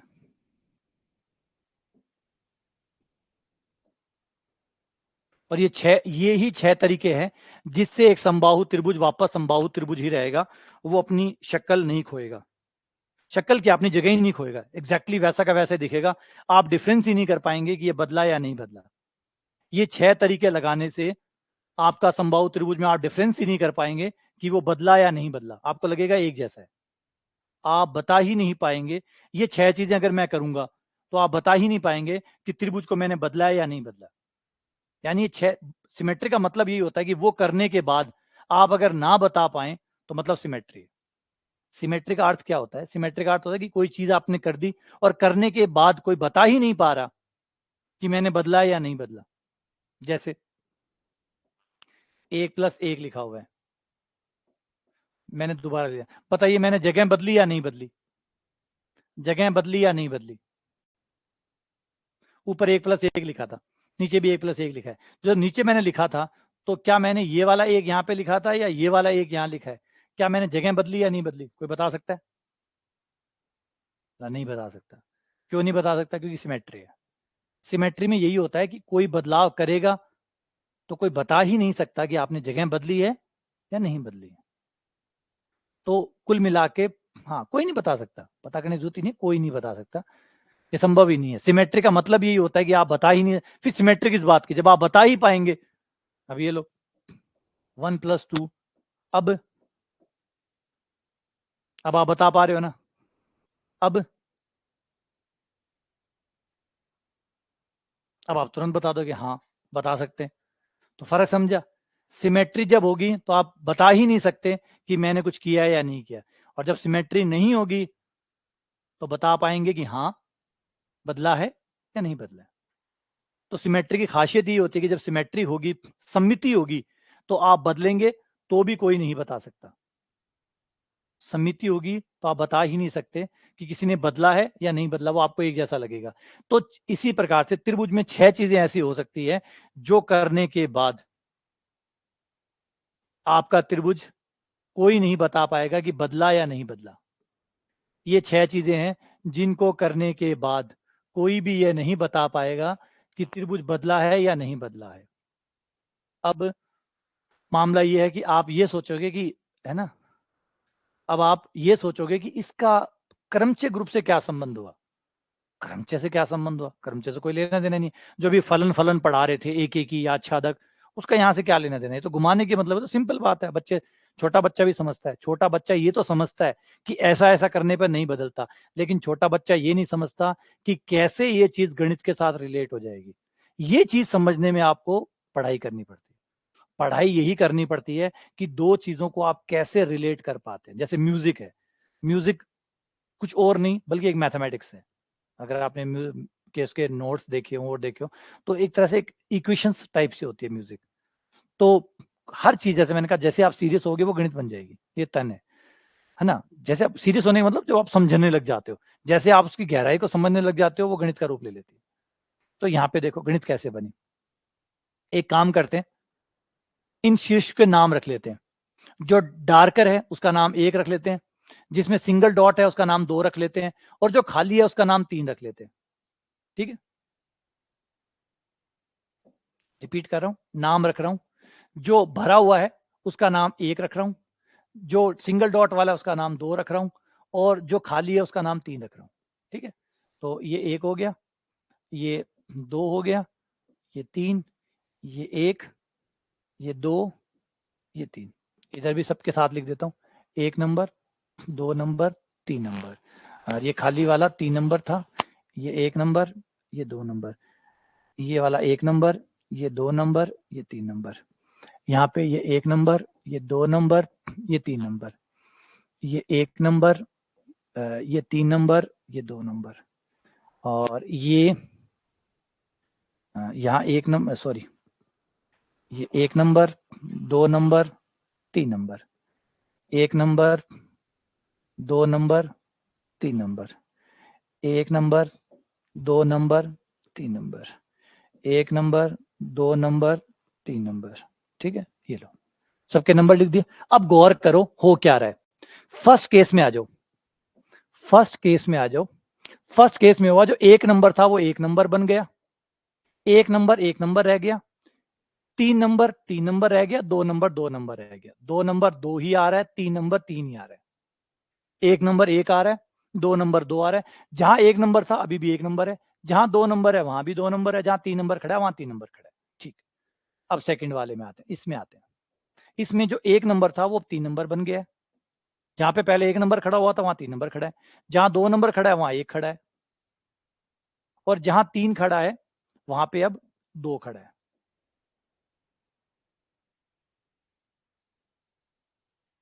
जहां 1 खड़ा है वहां अब 2 खड़ा है, जहां 2 है वहां पे अब 3 खड़ा है, जहां 3 को खड़ा होना चाहिए वहां अब 1 खड़ा है। यहां जो जहां 1 खड़ा है वहां 1 है, जहां 2 है वहां 3 खड़ा है, जहां 3 खड़ा है वहां 2 खड़ा है, 3 की जगह 2 आ गया। ठीक है, इसमें आ जाओ, जहां 3 है वहां अभी 1 है। 1 से शुरू करते हैं, है ना, ताकि ये दिक्कत नहीं आए। 1 पर 1, 1 पर, सॉरी, 1 पर 2 खड़ा है, जहां 1 खड़ा है वहां पे 2 खड़ा है, जहां 2 खड़ा है वहां 1 खड़ा है, और जहां 3 है वहां 3 है। जहां 1 है वहां अब 3 खड़ा है, जहां 2 खड़ा है वहां 2 ही खड़ा है, 2 पे 2 ही है, 3 पर 1 खड़ा है। अरे ये तो गणित बन गई, अरे तो गणित बन गई। ये वो 6 हैं, ये वो 6 हैं जो भी आपने बनाए थे, जो आपने 6 बनाए थे ये वही 6 है। देख लो, ये वो फलन है, वो एक एक ही आच्छादक, जो चिंटू स्टेटस पे डाल रहा था ना कि गणित बताओ जीवन में कहाँ काम आती है। वो जो चिंटू स्टेटस पे डाल रहा था कि मैं अपने गणित के टीचर से पूछूंगा कि गणित कहाँ काम आती है, और चैलेंज कर रहा था सारे गणितज्ञों को कि बताओ गणित काम कहाँ आती है, क्यों पढ़ाई मुझे इतनी गणित।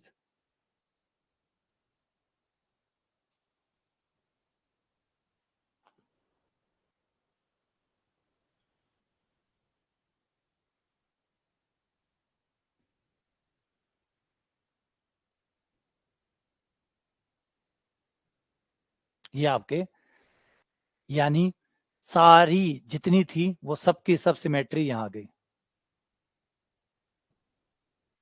ये सबके सब फलन आपके यहाँ आ गए। अब इनको आप इस हर सिमेट्री को आप नाम दे सकते हैं। इसका नाम आपने रख लिया F1, इसका नाम मान लो आपने दे दिया F2, इसका नाम आपने दे दिया F3। ये जो सिमेट्री है कुछ और नहीं, फंक्शंस है, F4, F5, F6।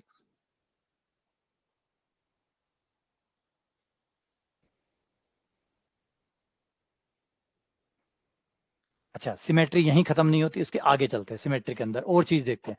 कमाल की बात पता है क्या है? कमाल की बात इससे भी ज्यादा ये है कि अगर यहां पर कोई भी दो चीजें अगर आप साइमल्टेनियसली करते हैं, दो चीजें यहां पे आप करते हैं, मोर एग्जांपल, अगर आपने इसे 120 पे घुमाया, ध्यान से देखा, इसे आपने, ये 6 चीजें हैं, 6 चीजें कौन सी है मैं रिपीट कर देता हूं। एक है 0 डिग्री पे घुमाना, एक है 120 पे घुमाना, एक है 240 पे घुमाना, एक है ए शीर्ष के परितः घुमाना, एक है बी शीर्ष के परितः घुमाना, और एक है सी शीर्ष के परितः घुमाना। तो 6 चीजें हैं, 6 चीजें हैं, है ना। अब इन 6 चीजों के थोड़े से नाम ढंग से रख लेते हैं ताकि बोलने में आसानी हो। 6 चीजों के नाम रख लिए।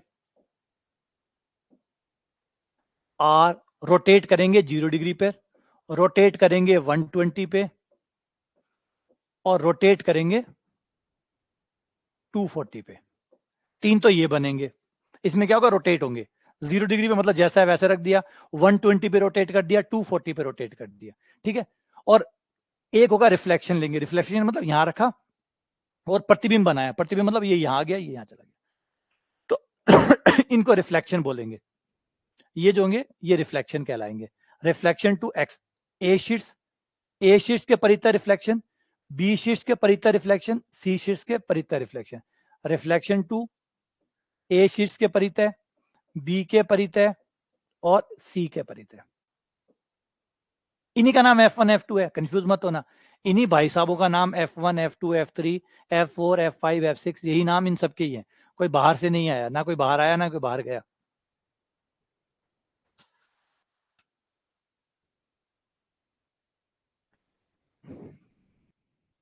जैसे मोदी जी कहते हैं ना चाइना के बारे में, ना कोई अंदर आया ना कोई बाहर गया। बड़ा विवादित स्टेटमेंट रहा था वो, जब चाइना के साथ जो संघर्ष चल रहा था उस समय जमीन को लेके, है ना, 3-4 साल पहले। तो उसमें जो सेंट्रल गवर्नमेंट का जो स्टेटमेंट आया था उसमें था कि ना कोई आया ना कोई गया, मतलब ना तो चाइना यहाँ, चाइना के लोग सोल्जर यहाँ आए, ना हमारे लोग वहां गए। तो जब ना कोई यहाँ आया ना कोई वहां गया, इसका मतलब सब शांति थी, सिर्फ डोकलाम वाला जो हुआ था उसकी स्थिति की बात थी। तो वही फेमस है कि ना कोई आया ना कोई गया।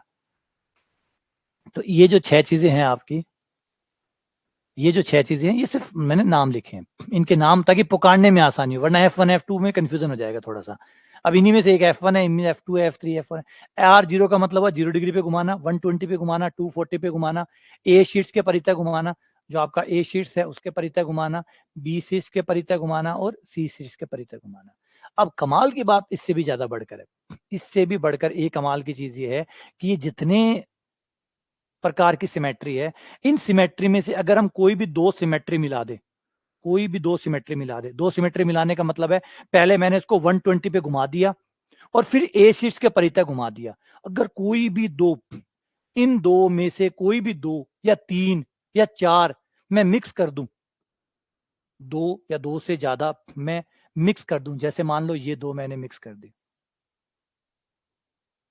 दो या तीन या चार या पांच या 6 की 6 में मिक्स कर दूं, तो घबराने की जरूरत नहीं है कि इनको मिक्स करने के बाद इन्हीं में से कोई ना कोई बनेगा, इन्हीं में से ही कोई ना कोई बनेगा, बाहर नहीं जाएगा।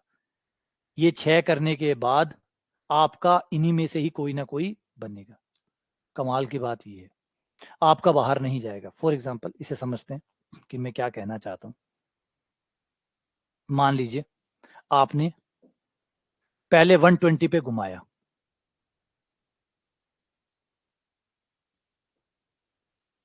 1 2 और 3 है। पहले आपने इसको R120 पे घुमाया, 120 पे घुमाया तो 1 2 की जगह आ जाएगा, 2 3 की जगह चला जाएगा 3, 1 की जगह चला जाएगा। यानी त्रिभुज तो यही रहना, क्योंकि सिमेट्री है इसलिए आना तो यही है, बस नंबर्स बदल जाएंगे। 1 यहाँ जाएगा, 2 यहाँ चला जाएगा, 3 यहाँ हो गया। ठीक है, ये फर्स्ट आपने किया।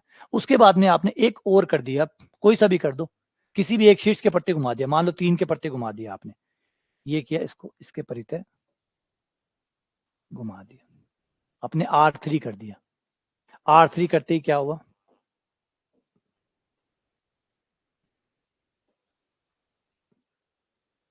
ये करते ही आपका 3 तो 3 पे ही रह गया, 1 यहां गया, 2 यहां गया। ठीक है, अब आपने दे 2 किए हैं, आपने 2 चीजें की है, गौर करिए, आपने 2 चीजें की है। आपने, रिपीट कर रहा हूं, एक बार आपने 120 किया, फिर आपने R3 किया, 2 किया ना, 2 किया ना, 2 संक्रियाएं की। लेकिन पता है, ये 2 संक्रिया एक संक्रिया के बराबर है, ये 2 संक्रिया एक संक्रिया के बराबर है। अगर हम R2 करते तो क्या आता, इसी का अगर R2 करते तो, R2 करते तो क्या आता,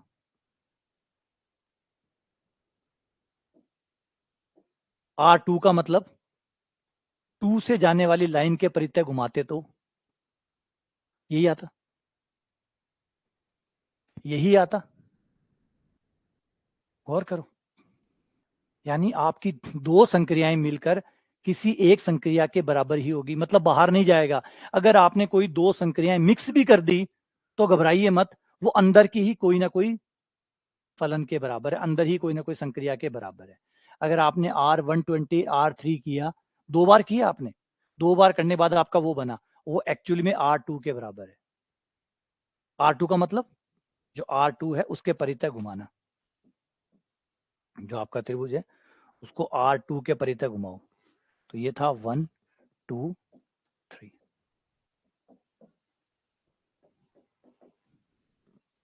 और घुमा के देख लो,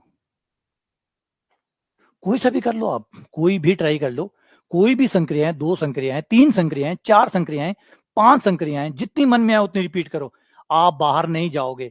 इन्हीं 6 लोगों में से कोई ना कोई बन जाएगा।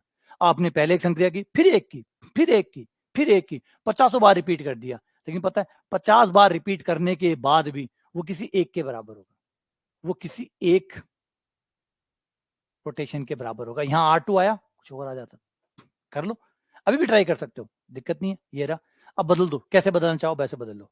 चलो ट्राई करते हैं, और बोलो क्या करना चाहते हो इसके साथ, और बदल लो, कैसे बदलना चाहते हो उसको, जैसे बदलना चाहते हो वैसे बदल लो। मान लो को 240 पे घुमा देंगे इसको, लो 240 पे घुमा देते हैं, इसे 240 पे रोटेट करने पर R240, जैसे R240 करूंगा, 3 यहां आ जाएगा, 2 जो है वो वहां चला जाएगा, और 1 जो है वो वहां चला जाएगा। यानी 240 पे रोटेट करते ही ऐसा होगा। त्रिभुज तो यही रहेगा, जो 3 था वो यहां जाएगा, जो 2 था वो यहां चला जाएगा, और जो 1 था वो यहां जाएगा। ये हुआ, और गौर करो ये कौन है, अरे ये तो R0 है, ये तो R0 है, मतलब ये R3 है, देखो ये लो, R3 करो यही आ जाएगा।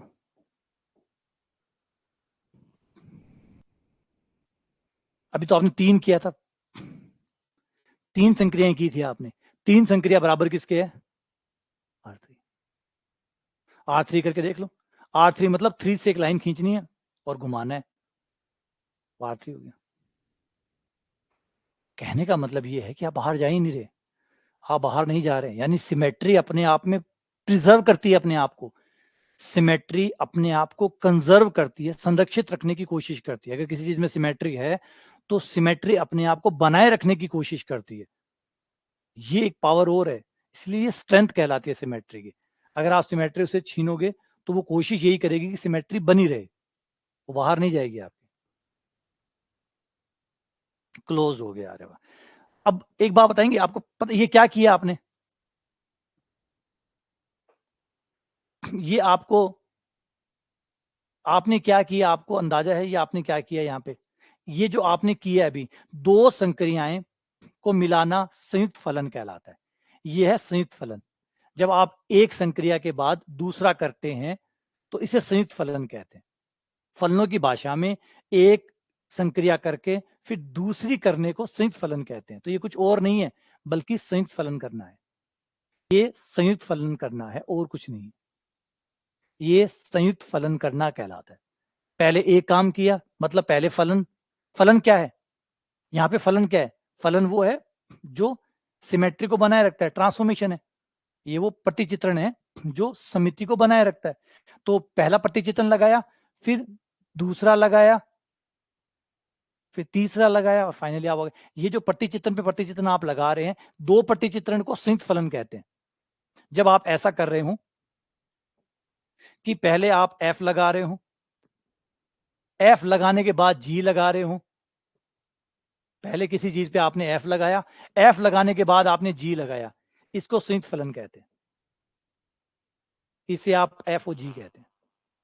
सॉरी, ये गॉफ कहलाएगा क्योंकि जी एफ पहले है, जी बाद में, इसे गॉफ कहते हैं। ये कंपोजिट फंक्शन होता है, संयुक्त फलन होता है। तो यानी अब हम आ जाते हैं हमारे सार के ऊपर। वो ये है कि ये भाई साहब जो अभी हम बना रहे थे, पढ़ रहे थे, ये भाई साहब, ये वाला, ये कंपोजिट संक्रिया के लिए बाहर नहीं जाएंगे। ये कंपोजिट संक्रिया के लिए बाहर नहीं जाएंगे। अगर हम ये सारे क्रमचों का समुच्चय ले लें, सारे क्रमचों का समुच्चय ले लें, किसी समुच्चय ए पर सारे क्रमचय बना लें, वो ले लें और संयुक्त फलन की संक्रिया ले लें, तो यह अपने आप में समवर्त होगा। मतलब यहां कोई भी बाहर नहीं जाएगा, और बाहर ही नहीं जाएगा, और भी कमाल करेगा बंदा, और भी कमाल करेगा। अगर आप एस ए ले लें,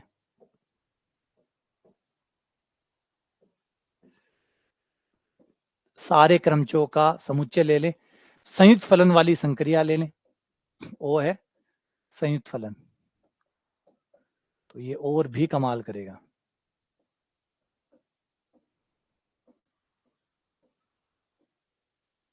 तो इसमें आपको संवर्त तो मैंने दिखाई दिया, संवर्त है।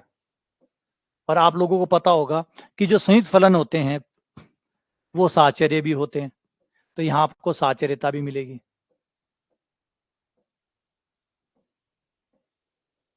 यहाँ पे साहचर्यता भी मिलेगी आपको, क्योंकि संयुक्त फलन जो होते हैं वो साहचर्य होते हैं। मतलब पहले ये दो करके फिर वो करो, या पहले वो दो करके ये करो, संयुक्त फलनों में साहचर्यता होती है, तो साहचर्यता यहाँ आपको मिलेगी। यहाँ पे आपको इन सारे फलनों में से एक फलन ऐसा है जो तत्समक है, जो किसी को भी नुकसान नहीं पहुंचाएगा। वो है आपका सबसे पहले वाला 0 डिग्री वाला। 0 डिग्री वाला जो फलन है वो तत्समक फलन है, क्योंकि एक पर एक लौटा रहा है, दो पे दो लौटा रहा है, तीन पे तीन लौटा रहा है, किसी को भी नहीं बदल रहा। वो है आपका तत्समक अवयव, क्योंकि संयुक्त फलन के लिए तत्समक अवयव जो है वो तत्समक फलन होता है। और तत्समक फलन वो होता है जो लेता है वही लौटा आता है, जो लेता है वही लौटाता है। तो आपका तत्समक फलन ये हो जाएगा, एक पर एक, दो पर दो, तीन पर तीन, जिसको आपने R0 कहा था, जो आपने R0 कहा था। अच्छा, प्रतिलोम, हर किसी संक्रिया का यहां पे प्रतिलोम भी है।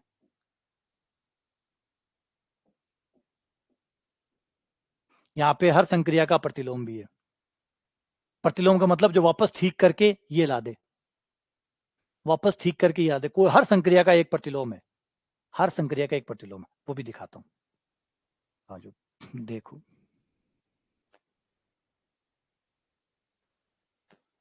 कोई भी एक संक्रिया ले लेते हैं। ये त्रिभुज ले लिया, 1 2 3, ध्यान दीजिए, 1 2 3,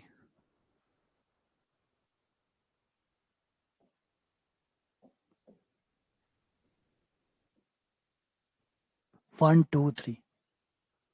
अब मैं इसको रूल लगा रहा हूं R240 वाला, 240 डिग्री पे घुमाने वाला लगा रहा हूं। तो 240 वाले का जब रूल लगाऊंगा तो ये ऐसा हो जाएगा। 240 वाले में जो एक होगा वो 240 घूमेगा तो वो यहां आ जाएगा, एक यहां जाएगा, दो जो है वो यहां पहुंच जाएगा, और जो तीन है वो आपका यहां पहुंच जाएगा। पहुंच गया ये R। अब कोई ऐसा रूल बताओ जिससे वापस ही आ जाए, वापस ही आ जाए, मतलब वापस 1 पर 1 आ जाए, 2 पे 2 आ जाए, 3 पे 3 आ जाए, वापस उसी जगह पे वो आ जाए। जैसे अब यहाँ पे 2 है, यहाँ पे 1 आ जाना चाहिए, यहाँ 2 आ जाना चाहिए, यहाँ 3 आ जाना चाहिए। क्या करें? प्रतिलोम का मतलब क्या होता है? जो वापस आपको पहुंचा दे, वापस तत्समक पे पहुंचा दे। प्रतिलोम क्या होता है? जो ए को संक्रिया करके ई पे पहुंचा दे। ई का मतलब इस पे पहुंचा दे। 1 पर 1, 2 पर 2, 3 पे 3। तो कौन होगा ऐसा भाई? तो जवाब है 120 ऐसा होगा। R120 करके देखो, R120 करो, R120 करते ही 2 यहां जाएगा, 3 यहां जाएगा, 1 यहां चला जाएगा। हो गया। तो R240 का व्युत्क्रम कौन हुआ? R240 का व्युत्क्रम कौन हुआ? R120। R240 का व्युत्क्रम कौन हुआ? R120। व्युत्क्रम अवयव मिल रहे हैं यहाँ पे। 240 का इनवर्स कौन है? R120 है। तो इसका मतलब 120 की बारी जब आएगी तो उसका व्युत्क्रम 240 हो जाएगा। 240 का व्युत्क्रम 120 है, तो 120 का व्युत्क्रम 240 हो जाएगा। ये व्युत्क्रम तो एक दूसरे के रिवर्स होते हैं। हो गया, समझे? तो बात पकड़ में आ रही है, बात पते की है। तो ये ग्रुप बन गया यार, ये तो ग्रुप बन गया, ये तो ग्रुप बन गया। और ग्रुप ही नहीं बना, एक और कमाल की चीज है इसके पास। इसके पास एक और कमाल की चीज है जो हमें नहीं चाहिए थी, वो इसके पास नहीं है। और हमें नहीं चाहिए थी, अच्छी बात है, हमें नहीं चाहिए थी, वो इसके पास नहीं है। वो क्या है? आज वो भी देखते हैं। एक चीज है जो हमें नहीं चाहिए थी और भगवान की दया से इसके पास वो है भी नहीं, तो मौज होगी। ये हमारा त्रिभुज 1 2 3। पहले मैंने लगाया R120 का रूल, R120 का रूल लगाते ही मेरा ये आ गया।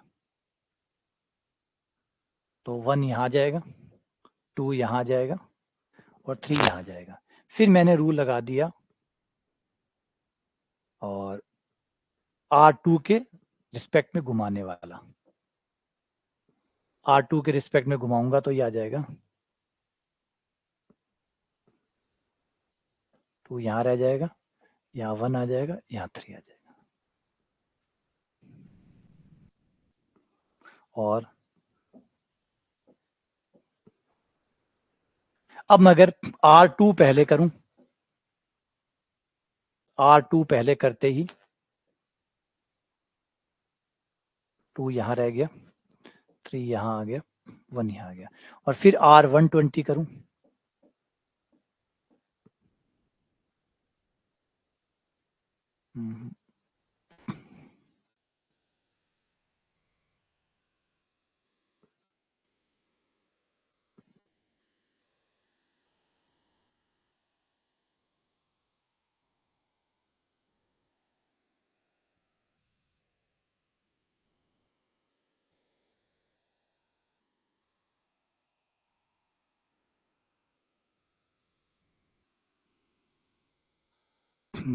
यहाँ पे थोड़ा सा एक हल्का सा कंफ्यूजन है, रुको एक बार।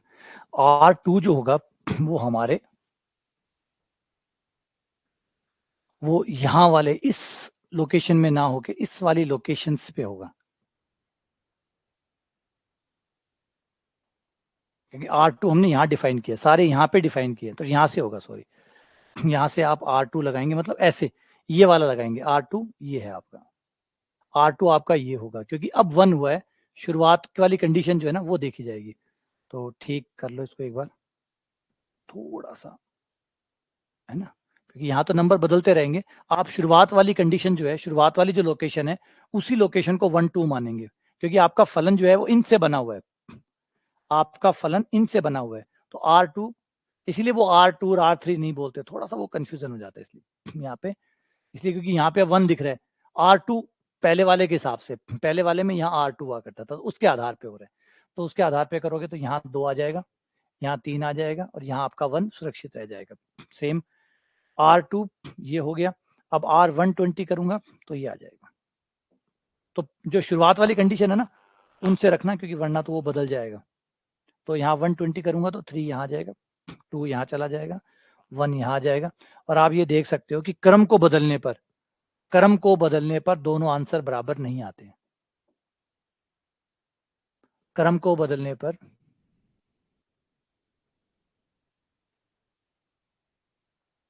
ठीक है, क्लियर हो गया आपको? तो हेमंत एक वीडियो बना पड़ा है, उस वीडियो को देखो। शुरुआत में एक वीडियो डला हुआ है, ऊपर डला हुआ है, हाउ टू स्टडी या कोर्स प्लान का एक वीडियो डला हुआ है। उस वीडियो में सारी बातें बताई हुई है कैसे कैसे आप लोगों को पढ़ना है। सबसे पहले ऊपर कोर्स के अंदर एक वीडियो डला हुआ है, जिसमें जो भी नए स्टूडेंट है, जो भी आए, वो उस वीडियो को देख लें, पता चल जाए कैसे पढ़ना है, क्या पढ़ना है।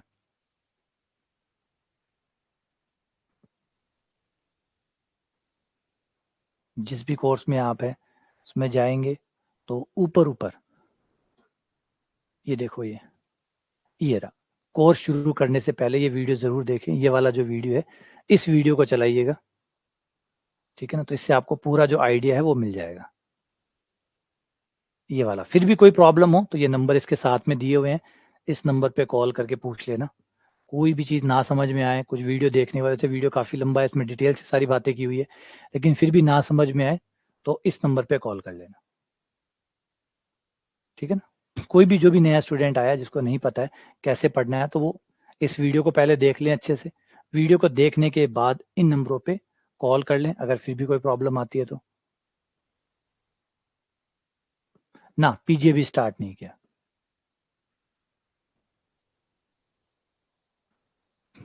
ठीक है, चलो वापस आते हैं।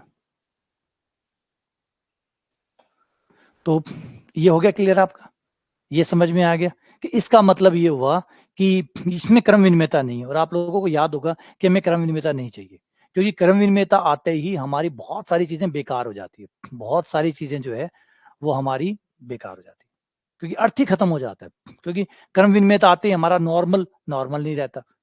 नॉर्मल नहीं रहता, फिर तो हर कोई नॉर्मल हो जाता है। हर कोई नॉर्मल हो जाता है, हर कोई पर सामान्य, हर सब ग्रुप, है ना? ये खास बात है कि अगर ग्रुप अबेलियन है, क्रम विनिमय है, तो उसका प्रत्येक सब ग्रुप नॉर्मल होता है। तो फिर वो अर्थ खत्म हो जाता है जिसका मजा आना चाहिए। मजा ही बेकार हो गया ना, मजा ही बेकार हो गया। जैसे नींबू है, अगर उसमें खट्टापन ना रहे, मतलब कोई सोचो आपको ऐसा नींबू देखे, नींबू है बिल्कुल मीठा है, रख तेरे पास। नींबू को खरीद ही इसीलिए रहे हैं कि वो खट्टा है। नींबू को खरीद ही इसीलिए रहे हैं कि वो खट्टा है। मीठा नींबू कौन लाएगा? समझ रहे बातों को? मीठा नींबू, तो वो मजा उसके खट्टेपन में है, वही चाहिए, मीठे नींबू नहीं चाहिए। तो कुछ चीजें हैं कि वो खास बातें हैं। हम तो चाहते हैं कि भाई नॉर्मल ग्रुप, सब हर ग्रुप नॉर्मल ना हो। ये खास बात जो उसकी जो विशेषता है वो बनी रहे। जबकि अबेलियन ग्रुप में हम देखते हैं कि वो सब कुछ खत्म हो जाता है। तो इसलिए हम चाहते भी नहीं, यार बढ़िया बात है अबेलियन ग्रुप नहीं है। R2 ये है, यहां से देखा जाएगा। R2 जो है ना, ये देखा जाएगा। ये है आपका R1, यहां से देखना है आपको, वहां से नहीं देखना है, क्योंकि हमने शुरुआत में सब परिभाषित किए हुए हैं। ये R1 है, ये R2 शुरुआत से देखिएगा, ये R2 है, क्योंकि यहां तो क्या नंबर बदलते रहेंगे, R1 R2 R3, ये यहां से देखने नंबर। नंबर यहां से नहीं देखने की, 2 तो ये है, ये जो शुरुआत वाले नंबर है ना वो देखने। हाँ, मजो खराब कर दे वो, फिर अबेलियन हो। तो ये अच्छा, अभी भी ये कमाल की बात हो रही है, अभी भी ऐसे खत्म नहीं हुआ है, अभी भी ट्विस्ट है। एक आते हैं अगली थ्योरम, जिसका नाम है केले थ्योरम। अच्छा, ग्रुप तो बन गया, ये तो कंफर्म हो गया कि बंदा ग्रुप बन गया। इसमें एक समुच्चय लीजिए जिसमें सारे क्रमचय हो, एक समुच्चय लीजिए जिसमें सारे क्रमचय हो, संयुक्त फलन की संक्रिया हो, तो ये अपने आप में ग्रुप होगा, और नॉन अबेलियन ग्रुप होगा। नॉन अबेलियन ग्रुप,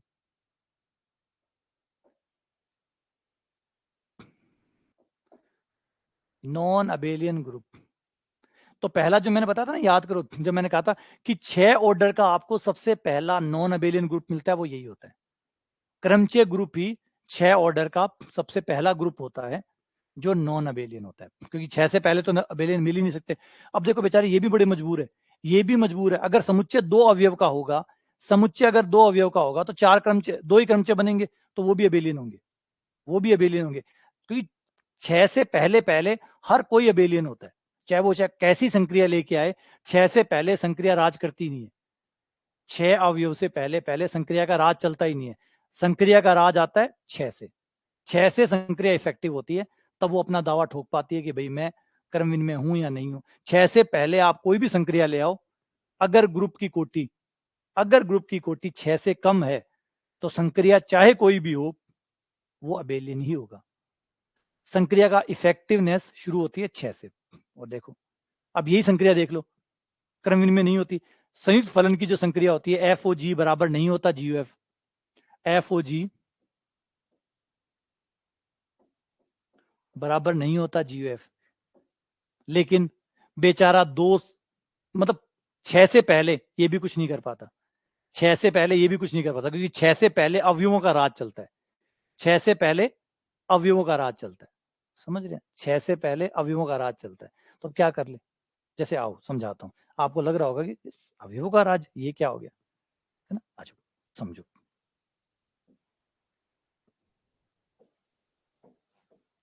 समझो 1 और 2 का समुच्चय और संक्रिया भाग की है, क्रम विनिमय है या नहीं है? क्रम विनिमय है या नहीं है?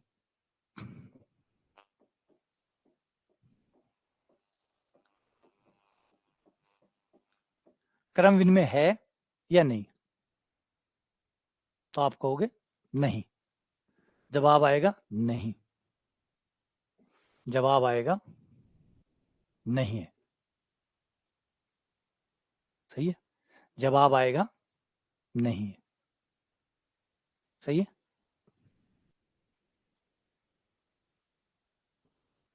ठीक है ना? क्यों? क्योंकि 1 में 2 का भाग दूं तो निश्चित तौर पे बराबर नहीं आएगा 2 में 1 का भाग। बिल्कुल सही। चलो अब ये हो गया हमारा फर्स्ट एग्जांपल। दोबारा ट्राई करो। अब क्रम विनिमय है या नहीं है?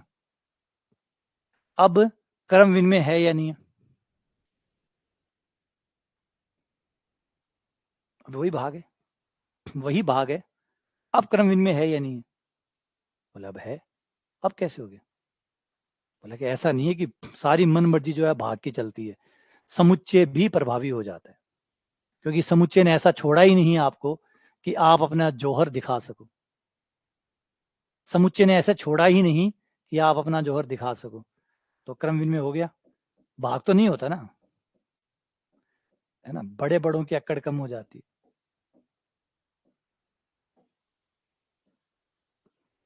अक्कड़ कम हो गई ना, भाग नहीं है। ये कहता है क्रम भाग तो होता ही नहीं है क्रम विनिमय, यहाँ तो हो गया, यहाँ तो हो गया। तो इंपॉर्टेंट बात ये है कि यही रहता है, यही चीज रहती है। मजबूर कर दिया बेचारे को, करे क्या? यही रहता है 5 से पहले पहले जिन ग्रुप की संख्या, जिस ग्रुप की कोटि 5 तक है, उन ग्रुपों में अवयव इतने पावरफुल हो जाते हैं कि संक्रिया का फर्क पड़ता ही नहीं है। इसलिए सबके सब अबेलियन होते हैं, सबके सब अबेलियन होते हैं,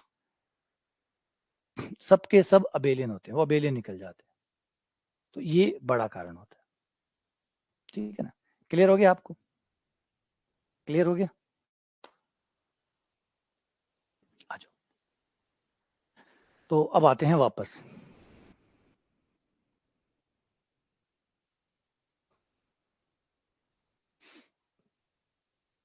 हम आ गए थे, तो ये हमारा बन गया। अब एक इंपॉर्टेंट थ्योरम के साथ इसे देखते हैं कि भाई ये बात तो ठीक है, लेकिन हमने ऐसे कैसे कह दिया कि सबके सब समिति से जुड़े हुए हैं? क्योंकि क्रमचय ग्रुप तो एक ही तो हिस्सा है, क्रमचय ग्रुप एक ही तो हिस्सा है। क्रमचय ग्रुप कोई सारे थोड़ी है, सारे ग्रुप क्रमचय थोड़ी होते हैं, सारे ग्रुप क्रमचय थोड़ी होते हैं, सारे ग्रुप क्रमचय थोड़ी होते हैं। क्रमचय से बाहर भी तो ग्रुप होते हैं। तो उन ग्रुप का सिमेट्री से क्या लेना देना? उन ग्रुप का सिमेट्री से क्या लेना देना? जैसे इकाई के घनमूल, इकाई के वर्गमूल, बाय कैली थ्योरम।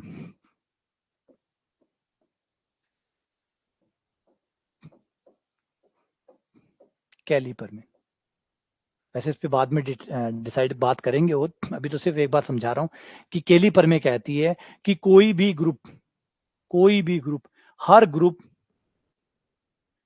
तुल्यकारी होता है SA के। वैसे SN वर्ड होता है, थोड़ा सा अभी एक बार N वर्ड को बाद में डिस्कस करेंगे। अभी सिर्फ इतना थोड़ा सा ऊपर ऊपर का समझ लो, क्योंकि भी बहुत कुछ खोलना बाकी है इसमें।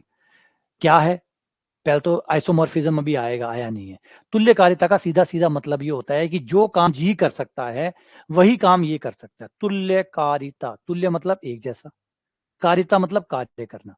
तुल्यकारिता, एक जैसा कार्य करने की क्षमता। जो काम आपका जी कर सकता है सेम वही काम आपका एस एन कर सकता है। यानी आपको जी के बजाय आप एस एन को पढ़ लोगे तो आपने जी एन भी पढ़ लिया। आप जैसे हिंदी और उर्दू है, हिंदी या अंग्रेजी है, ये क्या है? ये तुल्यकारी है। जो काम, जो भावनाएं आप हिंदी में व्यक्त कर सकते हैं वो सारी आप अंग्रेजी में भी कर सकते हैं, और जो आप अंग्रेजी में कर सकते हैं वो आप उर्दू में भी कर सकते हैं, और जो आप उर्दू में कर सकते हैं वो आप अरबी में भी कर सकते हैं। तो भाषाएं क्या है? तुल्यकारी है। तुल्यकारी का मतलब भाषा क्या कर रही है, समझो। हिंदी क्या कर रही है? आप एक दूसरे से बात कर पाए, एक दूसरे को अपनी बात समझा पाए, समझ पाए, वार्तालाप हो सके, यही तो है ना, लेन देन हो सके, वही तो संभव है। क्या वो इंग्लिश में नहीं हो सकता? तो हो सकता है। तो इंग्लिश क्या नया कर रही है? कुछ नया नहीं कर रही। जो हिंदी कर रही है वही इंग्लिश कर रही है।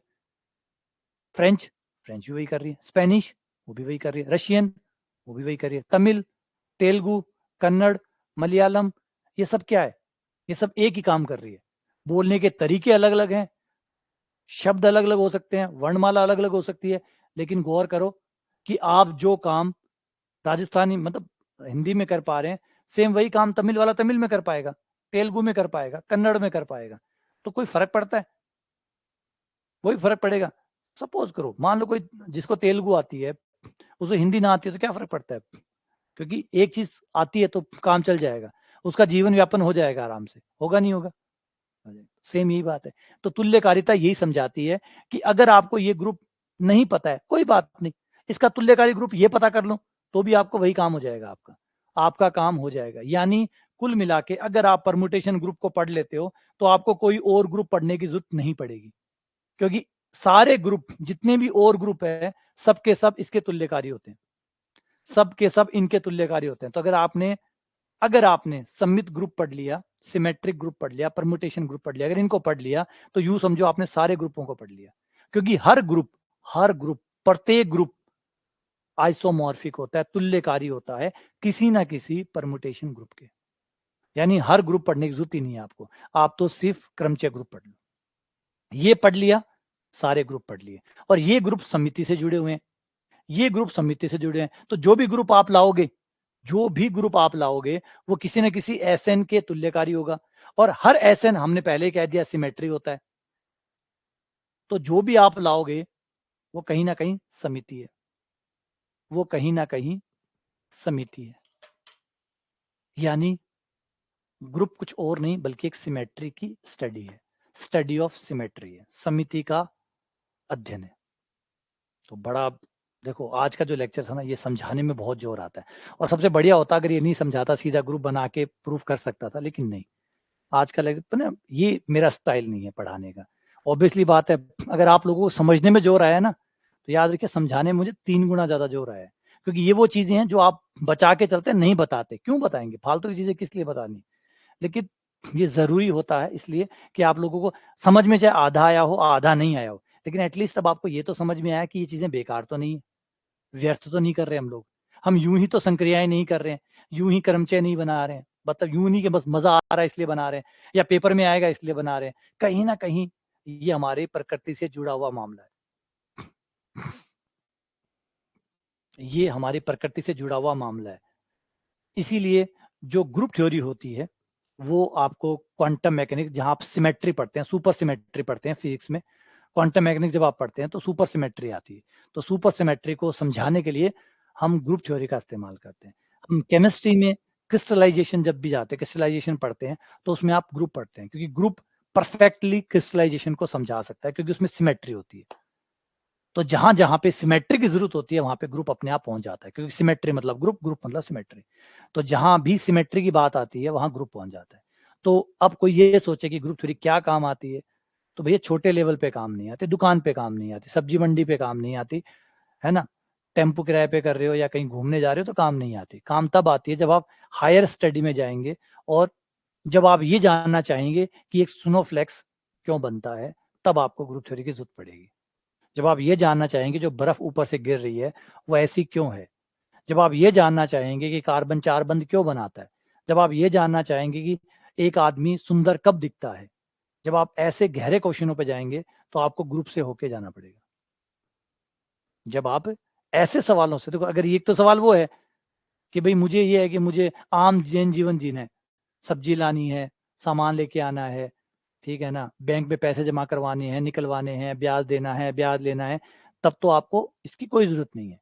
लेकिन जब, और दूसरी बात है, जिसकी जरूरत नहीं है वो आप 10 तक पढ़ चुके होते हैं, जिसकी जरूरत होती है वो 10 तक पढ़ चुके हैं। जब आप 11th में मैथ्स लेते हैं, अब 11th का बच्चा आके जब ये शिकायत करता है कि दैनिक जीवन में कहाँ काम आती है, तो याद रखो 11th में आपने मैथ्स का चुनाव खुद किया है, इसका मतलब है अब आप मैथ्स के जरिए प्रकृति को समझने जा रहे हैं। मैथ्स वो आपका आधार होगा जिसके जरिए अब आप प्रकृति को समझोगे। अब आप वो गणित 10th तक हो जाती है जो एक दैनिक जीवन में काम आती है। अब ये जो गणित बनने वाली है ये आपका ब्रह्मास्त्र या शस्त्र बनने वाली है इस प्रकृति के राज खोलने के लिए। अब ये आपके प्रकृति के राज खोलेगा। ये अब आपकी प्रकृति की जो बड़ी विचित्र विचित्र घटनाएं हैं उनको खोलने में और समझने में आपकी मदद करेगा। अब आप इसे ये सोचोगे कि दुकान पे काम क्यों नहीं आ रहा था, दुकान वाला काम 8वीं 9वीं में हो जाता है। 8वीं 9वीं 10वीं में जो आप करते हैं वो खत्म हो जाता है। अब तो ब्रह्मांड को ओपन करने की जो चीजें हैं, वो जो चाबी है वो गणित है। जब आप ब्रह्मांड की चीजें पे जाएंगे ना, जब आप ये जानना चाहेंगे कि बिजली क्यों कड़कती है, स्नोफ्लैक्स ऐसे ही क्यों होते हैं, यहाँ पे जाके फिर कहानियां शुरू होती है कि अब आप डेप्थ में जा रहे हैं, अब आप प्रकृति को जानना चाहते हैं, और जानने के लिए फिर गणित का सहारा लिया जाता है। नहीं, मैंने पहले कहा ये आज का लेक्चर इस बात को था ही नहीं कि आप लोग याद रखे समझे। बस मैं आपको ये समझाना चाहता था कि जो आप पढ़ रहे हैं वो बेकार नहीं है, किसी ने बताया हो या ना बताया हो, लेकिन अब आपको ग्रुप पढ़ने में थोड़ा मजा भी आएगा ये जानते हुए कि जो आप पढ़ रहे हैं वो बिल्कुल जस्टिफाई है, वो बेकार चीजें नहीं है, वो व्यर्थ की चीजें नहीं है। ऐसे नहीं है कि जो सब बकवास है, बस यूं ही पढ़ रहे हैं, बस अच्छा मतलब पेपर में है, सिलेबस में डला हुआ है इसलिए पढ़ रहा हूँ, नहीं, सिलेबस से बाहर है ये। सिलेबस में तो बाद में आई है, पहले ये प्रकृति में थी, बाद में सिलेबस में आई है ना। ऐसे नहीं कि सिलेबस में पहले आई है प्रकृति में बाद में आई है, नहीं, प्रकृति में पहले थी, सिलेबस में बाद में आई है। और बहुत सारी चीजें और जो खोजी जाएंगी वो सिलेबस में बाद में आएंगी, पहले वो प्रकृति में देखी जाती है, ढूंढी जाती है, समझी जाती है, और फिर जाके वो सिलेबस में आती है। सिलेबस में तो हजारों साल, मतलब बहुत पुराना हो जाता है सिलेबस में आते आते थे। तो उम्मीद करता हूँ कि सिमेट्री का आइडिया समझ में आया होगा, इसलिए ग्रुप को कहते हैं ट्रांसफॉर्मेशन ऑफ सिमेट्री।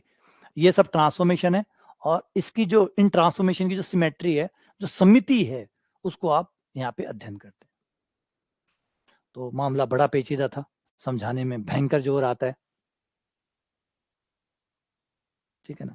नहीं, एक चीज और याद रखिएगा, आप मैथ्स पढ़ रहे हैं, आप मैथ्स के स्टूडेंट हैं, गौर करेंगे कि मैथ्स में ऐसा कुछ भी नहीं है, कुछ भी नहीं है जो काम न आता हो। और मैं तो कहूँ कि बेवकूफ से बेवकूफ हरकत कर लीजिए, वो कहीं ना कहीं काम आ रही है। आपके द्वारा गणित में की गई हर अजीब से अजीब चीज प्रकृति में कहीं ना कहीं घटित हो रही है। प्रकृति में हर चीज घटित हो रही है, गणित की हर अवधारणा, हर अजीब से अजीब अवधारणा जो आप सोचते हैं, समझते हैं, वो इस प्रकृति में कहीं ना कहीं किसी न किसी रूप में घटित हो रही है। हाँ, क्रमचय, क्रमचय, ए से ए पर परिभाषित सब समस्त एकेकी व आच्छादक फलनों का समुच्चय क्रमचय समुच्चय कहलाता है, और संयुक्त फलन की संक्रिया के साथ वो एक ग्रुप बनता है। संयुक्त फलन, और संयुक्त फलन क्यों लिया, वरना तो क्या होता है ये रट्टा हुआ सा रह जाता थोड़ा सा। अब आपको समझ में आया संयुक्त फलन क्यों लेते हैं, संयुक्त फलन वाली संक्रिया क्यों लेते हैं, क्योंकि दो संक्रियाएं, जब आप इन 6 में से कोई भी दो साथ में करेंगे, जब कोई भी दो साथ में करेंगे तो वो संयुक्त फलन होता है। पहले आपने मान लो 120 पे घुमा दिया, फिर आपने इसको ऐसे किया, तो ये कुछ और नहीं है, ये दोनों चीजें जो है ये एक तरह का संयुक्त है। मान लो अगर पहले वाले को 120 पे घुमाने को मैं एफ बोलूं, और फिर ए के सापेक्ष घुमाने को जी बोलूं, तो ये कुछ और नहीं है बल्कि आपका गॉफ है, जिसे गॉफ कहते हैं ना आप, GOF, संयुक्त फलन जिसे कहते हैं, यही संयुक्त फलन होता है। दो संक्रियाएं अलग अलग हो रही है और दोनों को एक साथ करवाना चाहते हैं एक ही बार में, तो उसका नाम है संयुक्त फलन। अलग अलग करेंगे तो देखो पहले एफ हुआ फिर जी हुआ, लेकिन आप चाहें मुझे दो बार नहीं करना, जैसे अभी मैंने वो एग्जांपल लिया था, अगर आप चाहो कि भाई मुझे दो बार नहीं करना, मुझे ये सारी चीजें एक बार करनी है, ये देखो, ये मान लो एफ है, ये जी है, ये एच है, एफ जी एच है, तो ये हो गया आपका HOGOF, जो कि बराबर है, मान लो इसका नाम जो है वो के है, तो ये k के बराबर हो गया, ये k फलन बन गया। ये k फलन आपको सीधा ही डायरेक्ट एक आंसर दे देगा। यहाँ पे आपको क्या करना पड़ा, एक फलन को 3 बार अप्लाई करना पड़ा। पहले f अप्लाई किया, फिर g अप्लाई किया, फिर h अप्लाई किया। संयुक्त फलन क्या करता है, ये सब हटा के एक फलन बना देता है कि एक बार में सीधा आ जाओ। ये संयुक्त फलन का नाम है संयुक्त। संयुक्त का काम क्या है, सबको मिक्स करके एक बना देना, सबको मिक्स करके एक बना देना। तो वो काम कर रहा है। ठीक है, तो उम्मीद कर रहा हूं कि ये क्रमचय का जो आइडिया है ये समझ में आ गया। थोड़ा जटिल जरूर है ना, लेकिन इतना पढ़ने में इतना जटिल नहीं है, एक बार समझने में था। क्योंकि जब आप शुरुआत में पढ़ते हैं समझते हैं तो परेशानी आती है ना। मैंने भी कभी ग्रुप की, मुझे भी जब शुरुआत में ग्रुप पढ़ाया गया था तो ऐसी परिभाषाएं नहीं पढ़ाई गई थी, बस ग्रुप को यही करके पढ़ाया। मुझे भी शुरुआत तक जो मुझे शुरुआती हिस्सा था, जब तक मुझे ये परेशानी आती थी काम कहाँ आती है, कहाँ यूज आती है, कहाँ ये आती है, क्योंकि कोई ये बताता ही नहीं है कि कोई चीजें, हर चीज मैथ्स की है, हर चीज बहुत अच्छे तरीके से काम आती है, बहुत बहुत अच्छे तरीके से काम आती है। लेकिन बताया यही गया था कि नहीं, क्योंकि बताया नहीं गया था, पढ़ाया गया था। और पढ़ाने में कभी भी वो इंटरेस्ट नहीं आता जो सिखाने में आता है। और सिखाने का मतलब है कि पहले आप उसको जीरो से शुरू करते हैं, एकदम कहानी से शुरू करते हैं, क्यों, किस लिए, कहाँ से, हर बात को डिटेल में चलते हैं। आज का जैसा लेक्चर था, कोई वैसे कोई फ्रूटफुल नहीं है, क्योंकि हम टॉपिक में आगे नहीं बढ़े। हम टॉपिक में आगे नहीं बढ़े, 2 घंटे का लेक्चर होने के बाद भी हम टॉपिक पे आगे नहीं बढ़े। लेकिन आज आप लोगों को एटलीस्ट इतना पता है कि जो अब पढ़ने वाले हैं वो क्यों पढ़ने वाले हैं, उसका महत्व क्या है। तो मन में एक सेटिस्फेक्शन हो जाता है कि मैं जो पढ़ रहा हूँ वो बेकार चीजें नहीं है। इससे फर्क हो जाता है, इतनी बात से बहुत बड़ा फर्क आ जाता है। जो कि जोर आता है ये चीजें समझाने में, मैंने पहले ही कहा था, बहुत जोर आता है ये चीजें समझाने में। तो इसको स्किप करना ज्यादा आसान है कि चलो सीधा आ जाओ, सीधा यहाँ से शुरू करते हैं कि मैंने सारे फलन बना दिए। ज्यादातर तो जो पढ़ाते हैं वो ये पढ़ाते हैं, ये रहा, ये लो, ये F1 एक फलन है, F2 एक फलन है, F3 एक फलन है, ये 6 फलन बन गए। ये रहा आपका ऐसे, इसमें सारे ले लो, संयुक्त फलन की संक्रिया ले लो। कहाँ से आए ये 6, नहीं बताया। संयुक्त फलन क्यों लिया, नहीं बताया। बस ये समुच्चय है, ये संक्रिया है, ये एक फलन बनाएगा, इसका नाम क्रमचय फलन हो जाएगा। वन शॉट में आपका सारा काम हो गया। तो छोटे तरीके से जब पढ़ाया जाता है ना तो वो इंटरेस्टिंग नहीं होता, इंटरेस्टिंग हो भी नहीं सकता, क्योंकि उसमें बहुत से खाली स्थान पड़े। आपको ये नहीं पता कि ये, अब आपको देखो, गौर करो, आज के लेक्चर के बाद चीजें समझ में कम आई होगी, लेकिन अब आपको ये पता है कि ये कोई नॉर्मल चीज नहीं है, ये कोई नॉर्मल चीज नहीं है। ये जो F1 F2 यूं ही नहीं बना दिए कि 6 उठाए आगे पीछे करके 6 बना दिए। ये हर कोई एक चीज एक रूपांतरण है, हर कोई अपने आप में एक त्रिभुज का रूपांतरण है, जिससे आपका त्रिभुज नहीं बदलेगा। इतना एटलीस्ट पता है अब आपको, तो एक ठहराव आ रहा है, मतलब शांति आती है कि हाँ, अब एक्चुअली मुझे पता तो है ना कि है क्या। ऐसे तो नहीं कि ये कुछ भी है, कुछ भी वाली बात तो नहीं है। ठीक है ना। हाँ, अब अभी तो देखते हैं, आज समुच्चय को खत्म कर देंगे आप लोगों का। समुच्चय और संबंध जो है ना उसको आज पूरा करने की कोशिश करेंगे। तो समुच्चय और संबंध जैसे ही पूरा हो जाएगा, फिर पूरा होते ही आज कल आपको समुच्चय और संबंध के टेस्ट अपलोड हो जाएंगे, आप लोग टेस्ट दीजिए।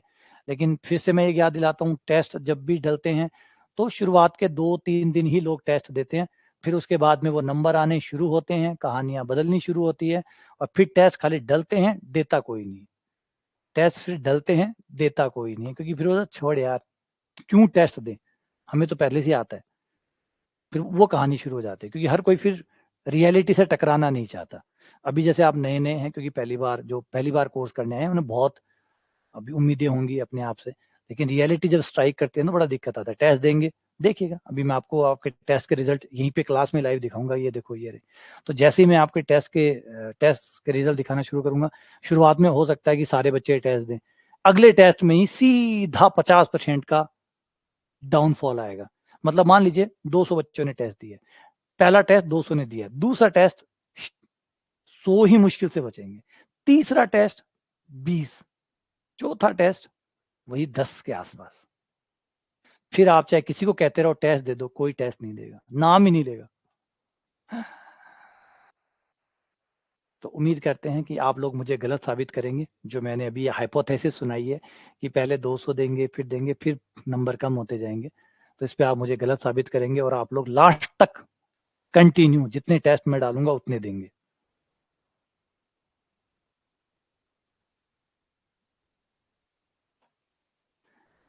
ठीक है, चलो मिलते हैं आपसे।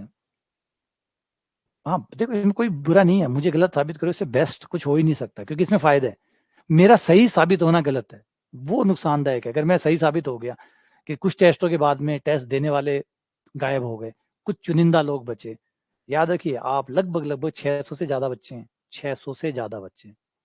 रिपीट कर रहा हूँ, 600 से ज़्यादा बच्चे मेरे पास इनरोल्ड है कोर्स में, और टेस्ट कितना देते हैं वो मैं आपको आपके सामने ही दिखा दूंगा, और फिर दूसरा टेस्ट भी दिखा दूंगा, तीसरा भी दिखा दूंगा, सबके दिखा दूंगा कितने लोगों ने टेस्ट दी।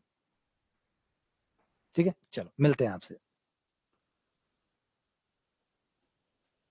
हाँ, एक बार तो मैं 10-10 ही दूंगा, आप 10 ही देखिए, 10 के लिए टाइम नहीं मिलेगा आप लोगों को। 10 क्वेश्चन दूंगा और 15 मिनट का टाइम दूंगा आपको। आपको अजीब लगेगा ये जान के कि शुरुआत में आप लोगों से 15 मिनट निकालने मुश्किल हो जाएंगे। मतलब जब थोड़ा दिन आगे चलेंगे ना, शुरुआत में तो आप निकाल लोगे, शुरुआत में 1-2 टेस्ट में तो आप 15 मिनट निकाल लोगे।